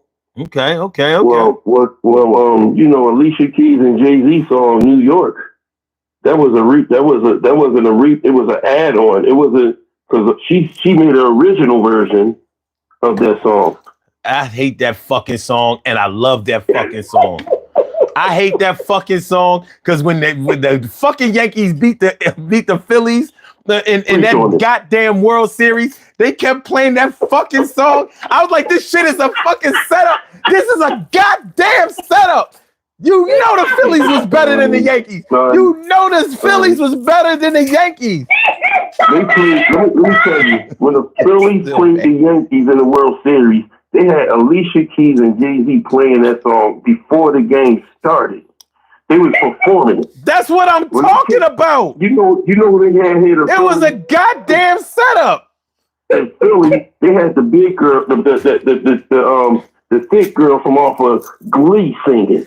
Kim, you remember me bitching about that shit in real time. I was like, what the fuck is this shit? What is this shit? I'm so mad about that forever. That's why I'm so sick. Hey, the Phillies were a better team, but they wanted the Yankees to win that 27 World Series so bad. That's why when they lost this last year, I was happy as fuck. I was like, that's what I hope y'all never, ever win another. You were sitting at home going, na. You're home on the couch with the cat talking about na. The version other than the version without Jay-Z, I like that version better than I like the version with Jay-Z. I like the song, period. But it felt traitorous to like the song. I was like, this shit here, it brings back that memory every time I hear it. I'm like, World Series.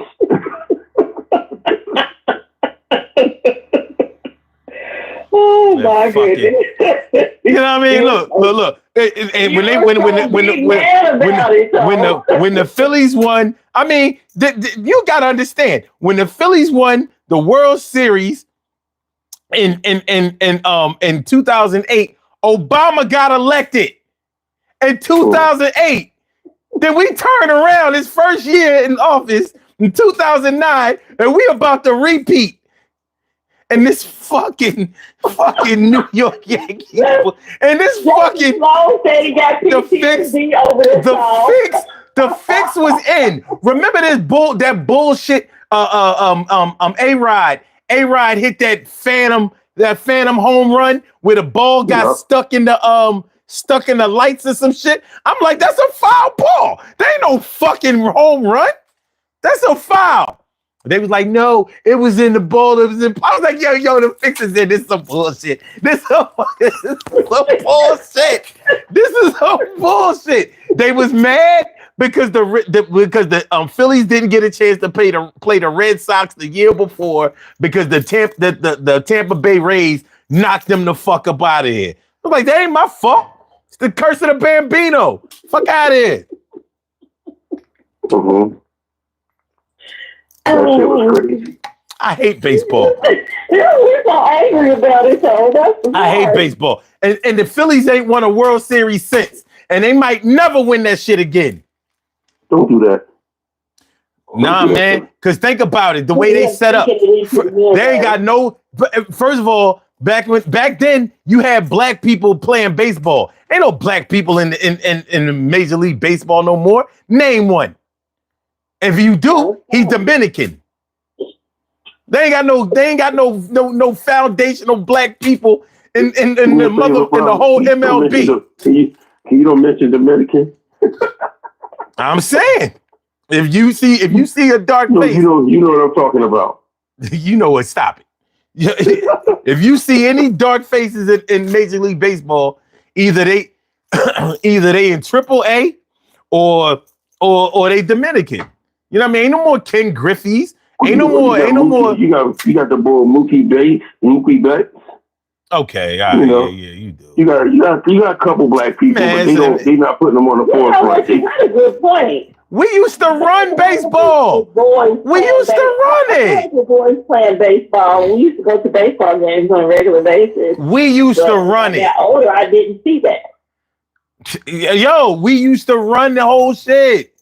You know what I'm saying? That was our shit. The Negro leagues and shit. Now, I mean, you look at the Phillies, I be cheering for them, but now I see why they lose. I'm like, y'all got number white boys in fucking, yo, this is some bullshit. Y'all the reason ICE is running around here crazy. My goodness, what is happening already? See how you take it? You bring them fun. You bring the ice cream. You look at the Phillies. You look at the Phillies roster. You tell me. You got the MAGA on that motherfucker. You got MAGA on the team, and you got everybody who about to get deported on the team on the same goddamn team. That's the Phillies. We were doing good. There you go. The Phillies so segregated. Not only do they not have no black people, no black players on the team, they don't even have no black workers at the concession stands working for Aramark. This shit is fucking terrible. I don't remember the last time I've been to a Phillies game. Oh my goodness! The last time I went to a Phillies game, I had fun. If I go to, I'm gonna have to be in a booth where so you can get free food and shit. I'm not going to no Philly game just to stand there and look at a game. The last time I went to a Phillies game, I had on my chains, not these, but my gold chains. And this drunk white girl came up to me like, "Yeah, hey, can I hold your chains?" And the girl I was with almost lost her shit. I thought it was Precinct City. Cause the white chick started taking the chains off. Like, I just want to, like, bitches, you crazy. Hey Kim, you know what I realized tonight? Before I start saying wrong things. Kim, you realized something tonight, right? Yeah. I didn't hear one profanity all night from you. I said that you sure. I didn't hear one profanity, no. You didn't even curse about before I let go. Let me tell you something. Because you seem to have an issue with my lips. No, I think it's funny. This is my let it loose. I work with attorneys and business professionals every day, all day. So I have to have a specific demeanor. And I have to be nicer than I want to be with people. And because of that, it's a lot of pent up energy. And when I have the freedom to get with my people and release and just relax, that's what I do. Because sometimes I want to tell them people to kiss my ass and go fuck yourself. That's all I want to hear. Hold on, yo. I got to address something in the chat. All right. Give me one. Wait a minute. Brooklyn All Day says, to answer your question, you said the Negro Leagues used to run things, but in reality, the first baseball team ever came out of Cincinnati, and it was a bunch of white guys. Okay, let me clear up something. I didn't say that the Negro Leagues ran shit. I said black people used to run baseball because we were bigger stars. We were way more athletic, and we were just better. And so you had to have the Negro Leagues, because if the black players that were in the Negro Leagues were allowed in baseball, then them white guys would have never been stars. They didn't even fucking know how to pitch. Guess what came from the Negro Leagues? Stealing bases. You didn't have that in the fucking Major League Baseball because those white guys weren't athletic as shit. You seen Babe Ruth? How athletic was he? Guess what? Things like the knuckleball pitch, Negro Leagues. Slider, Negro Leagues. Curveball, Negro Leagues. They didn't let Satchel Paige into Major League Baseball till he was in his 40s. Can you imagine what that motherfucker would have done if you would have let him in when he was in his prime in his 20s and 30s? Oh, you could have let him in when he was 35. He'd have killed y'all. But I didn't say that the Negro Leagues were running things. How could you be running baseball when you are the sub league? You know what I mean? No, drinking out of segregated water fountains and shit, and having to go to Cuba and Dominican Republic and Puerto Rico and places like that in order to play and make a couple of dollars. You couldn't even play in your own fucking country. Where whenever they let the Negro League teams play the MLB teams, they whooped they ass ridiculously. Like it wasn't close. It wasn't close. So all your little Babe Ruths, your little Ty Cobbs, your little Mickey Mantles, and your Joe DiMaggio, get the fuck out of here. Bums. Fuck out of here. Bunch of drunks and shit. Bunch of drunks and rapists and shit. The media Yeah. wouldn't even report that shit. Yeah, preach. You better not have let them dirty niggas play y'all baseball. They drag y'all across. Like, yo, this is baseball. You ain't supposed to tackle. Let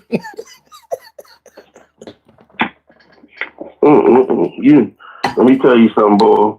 I just wanted to clear that was the pulpit right there. That's the pulpit part of the segment right there. Listen, I mean, at the end of the day, you be preaching like a motherfucker. At the end of the day, I said that black players used to run baseball. They did. You know, not the Negro League players. I mean that they were the better players. Dave Parker. Come on, man. We run down a gamut of them. You ain't even say Hank Aaron and Willie Mays. What are you talking about? Yet. Shit. I mean, they took an average player like Jackie Robinson. Like, all right, let him be the first Negro player. Why? He wasn't nowhere near the best. Nowhere near it. They was like, when he got in first, all the real black superstars and Negro League superstars, they was like, all right, well, you know, Jackie kicking the door for us. Like, that's who y'all want? We clearly see how y'all trying to carry it over here. Y'all want to bring somebody in that y'all can beat. you ain't bringing no Josh Gibson, no Satchel Paige up in this motherfucker. It's good. It would get dark. How does it get dark on a sunny day in an open field?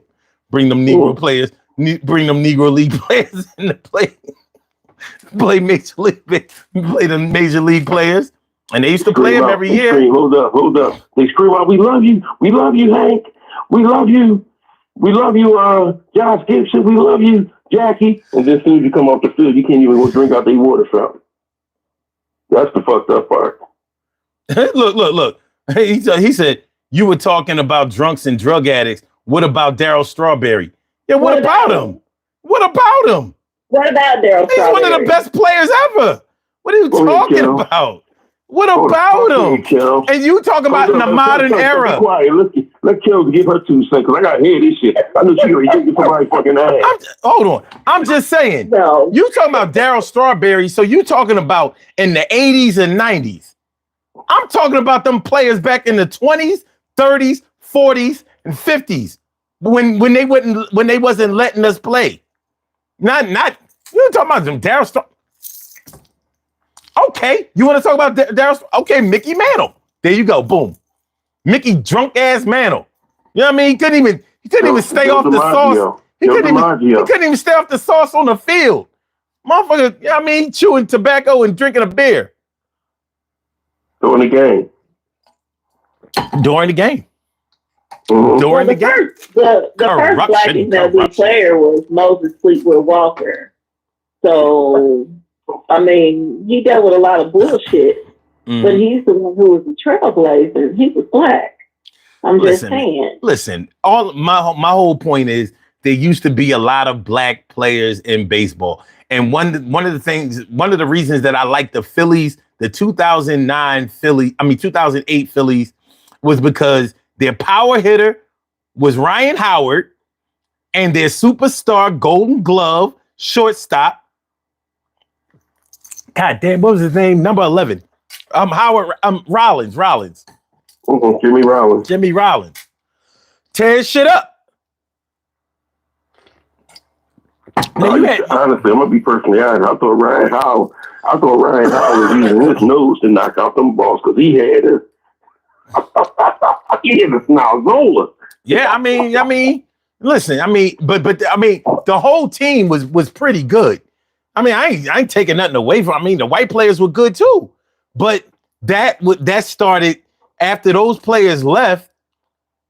It pretty much ended black players on the Phillies. Now, it's bad enough the Phillies already had a long history of racism. You know what I mean, going all the way back to the 1800s. So it is what it was. But the Negro League still stadiums at the end of the day. Yeah.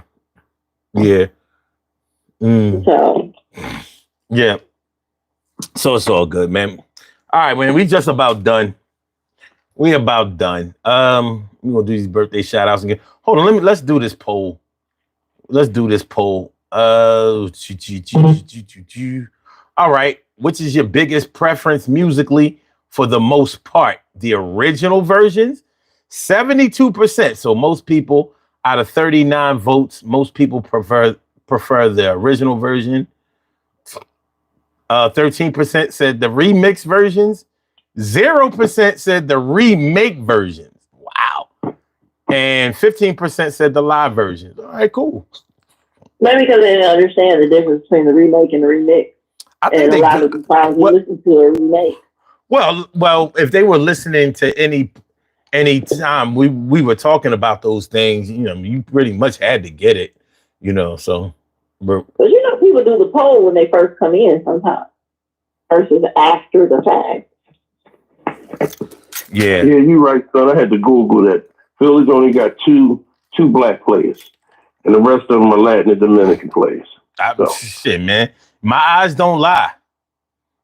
I got a problem with Dominican. I love me a good Dominican man. I ain't nothing against Dominican, but that's Troy who said I just happen to like American black players. Pardon me. You know what I mean? It's the only time I'm patriotic. You know what I'm saying?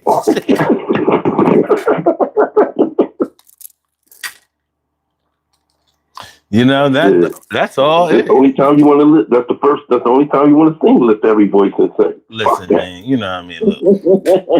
Look, I'm an American all day. Time we really want to sing that. Matter of fact, hold on. Let's sing before we hang up. Let's sing the first verse. Lift every voice and sing till earth and heaven ring of the harmony with liberty. That was my shit. That was my shit.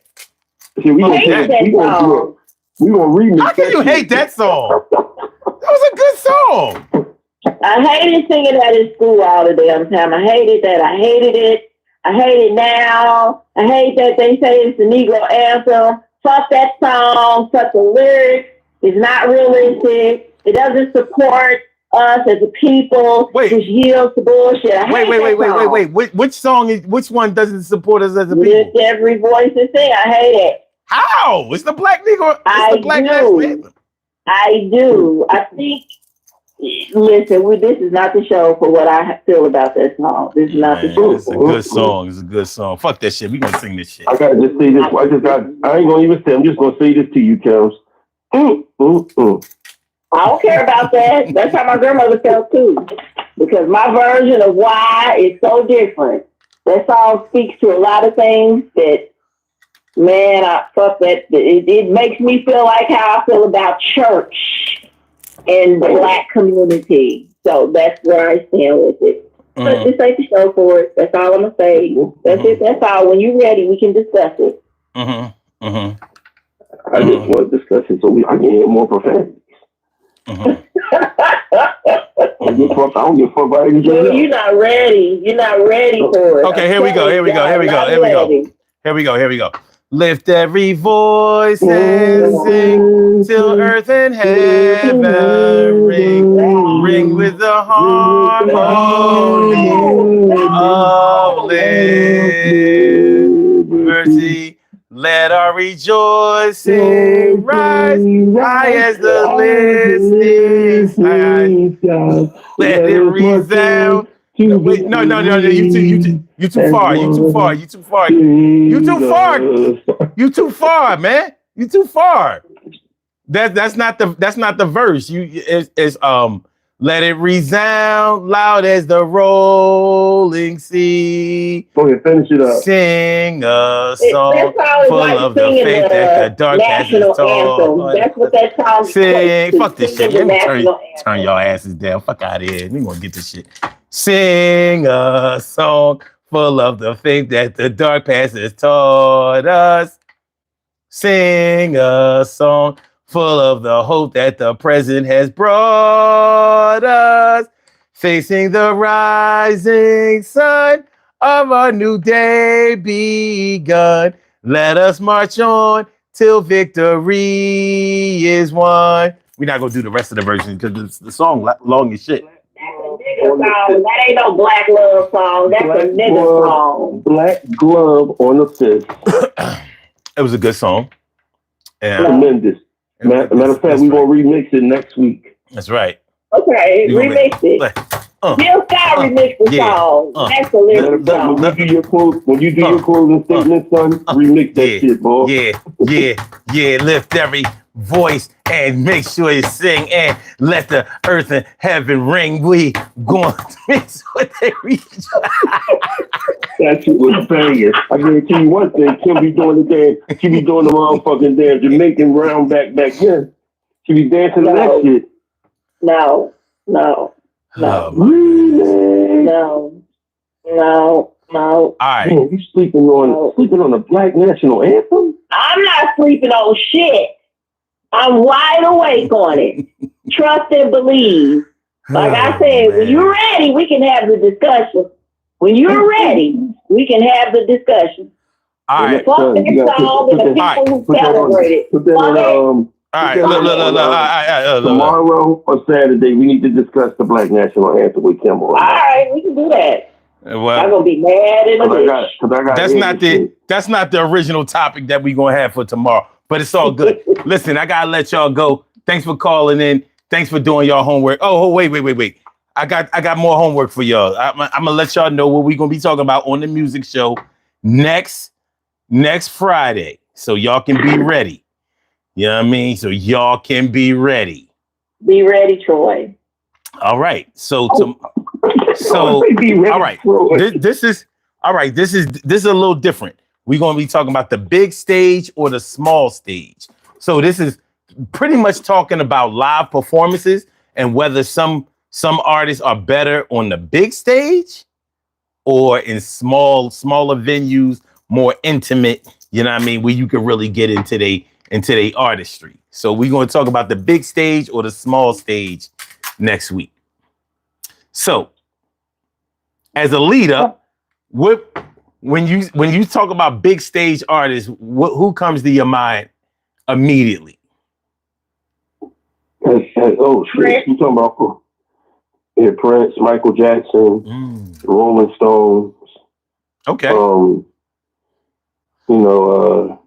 Shit. Right now, Kendrick Lamar and SZA. Who? Okay. Now, who comes to your mind? For the small stage, I'm gonna say Prince again. No. Remember, he took favorite parts. He did a lot of small stuff in his state. He would go to intimate settings and do a lot of intimate, free performances at that. And he killed when he did them. So yeah, I mean, I believe that he can do a small stage and tear it up, but. You know, Prince can do arenas right now. I mean, if Prince was still living, Prince would be doing stadiums.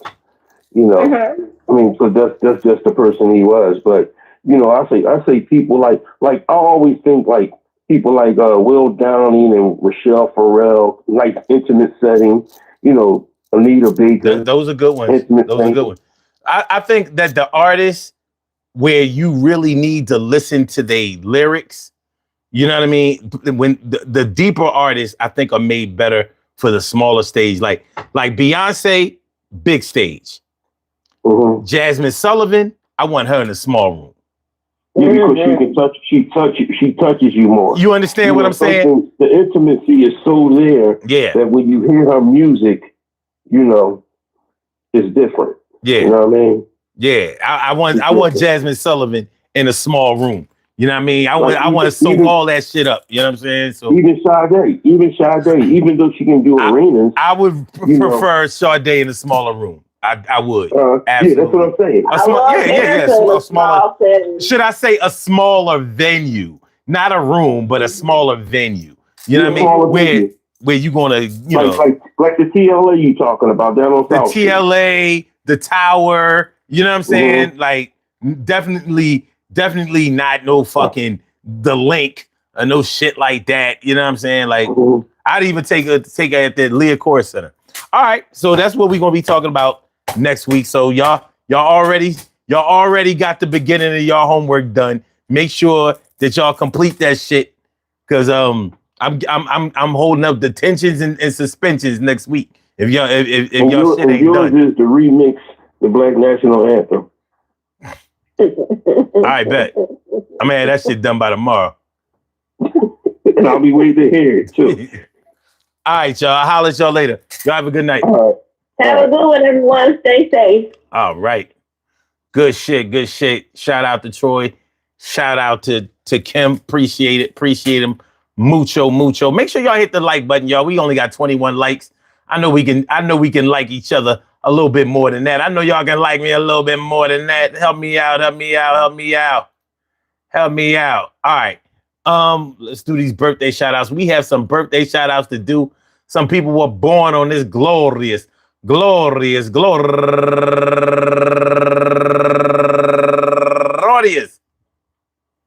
May 30th, and they deserve to be acknowledged. So let's go about our business of acknowledging them and making them feel special because they are special, because they are special, because they are SPECIAL.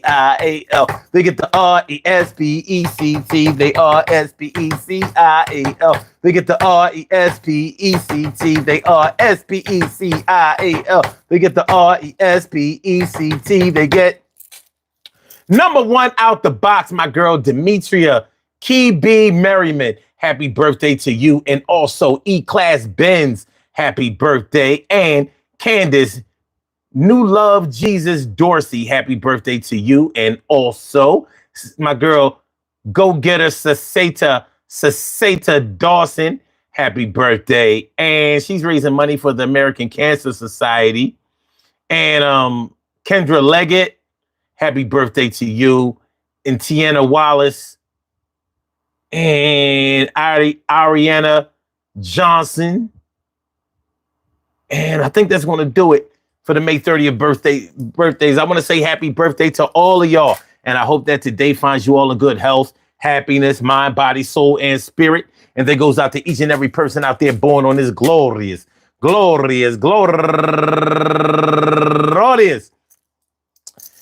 May 30th, anywhere out there in the world, worldwide, internationally, and universally. All of y'all go ahead and turn up.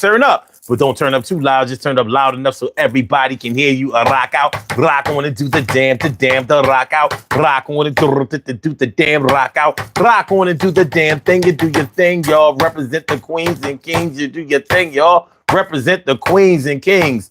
Good things happen to those who wait. Great things happen to those who grind. And anything can happen to those who go for theirs. So go hard, go for yours, and remember, All right, so we was talking about remixes tonight. We was talking about remakes tonight. You know, there really isn't any right answers or wrong answers when it comes to any of this stuff. Unfortunately, we out of here tonight. We're done. We're done. I'm sorry. Caller that just called in. Check this out. We will be back tomorrow afternoon, or should I say today afternoon, 1:30 p.m. And if you want to, we can pick up a little bit on where we left off tonight. But we gotta go. We gotta da-da. So yeah, like I said, there are no right or wrong answers. A lot of this material was all opinion based, but it shows that we agree on some things we may differ on. But it's all in fun. It's all about artistry. It's all about artistry. It's all about whether you liked something or enjoyed something or participated in something or observed something or appreciate something. It's a good look. So for those of y'all who don't know, we do a music show every single Friday. We always have a musical topic and we get it in like that, man. Try to have as much fun as possible. And we'll be back tomorrow. I'm sorry. Well, we will be back tomorrow, but I meant to say that we'll be back next Friday, 1 a.m. on Fridays. We're here every day. And we're here at 2 a.m. in the morning from Monday to Thursday. And then on Friday, we're here at 1 a.m. And then on the weekends, Saturday and Sunday, we're here in the daytime, 1:30 p.m. We are here every single day, one way or another. You called the line. That's cool. But the show is over, my dude. That's all. This show's over. We're done. I'm glad we have a little fun. I'm glad everybody can do their thing without a gun, because I got a son and I wanted him to grow, and I wanted to be the kind of father that he would know. It shows that I'm really trying to make my mark. So, and no matter what happens, it come to light is from the dark. And I spark the combo and make sure that I got enough to be able to afford a condo, so we can chill up in the loft, and I can feel on some titties and some ass to soft. The golf, I don't have to play. I don't even know how, but I'm going to make sure that I put it down. And I won't scowl. I see you over there, everybody coming through, having fun, and we all prepared. We did our homework, got the stains off our shirt. Yo, tomorrow we going to do this thing and still squirt. You know, the sound. Yo, yeah, we putting it down. Pause. Everything is going to be all right. We had a little bit of fun. I see y'all next night. Tomorrow night is all done, yo. Everything is going to be all right. Yo, this motherfucker talking about, so pick up the line. No. Peace to all my day ones, my everydays, and my brand news. I love y'all to death. Resuscitate y'all. Love y'all right back to life. We will be back tomorrow, May 31st, 1:30 p.m. Eastern Standard Time. So make sure y'all come on through. So with that being said, let me hold on. Let me get my cursor right. Okay. It was lost in the sauce. Hit the like button, share the show, subscribe to the channel if you haven't subscribed to the channel, y'all. Peace.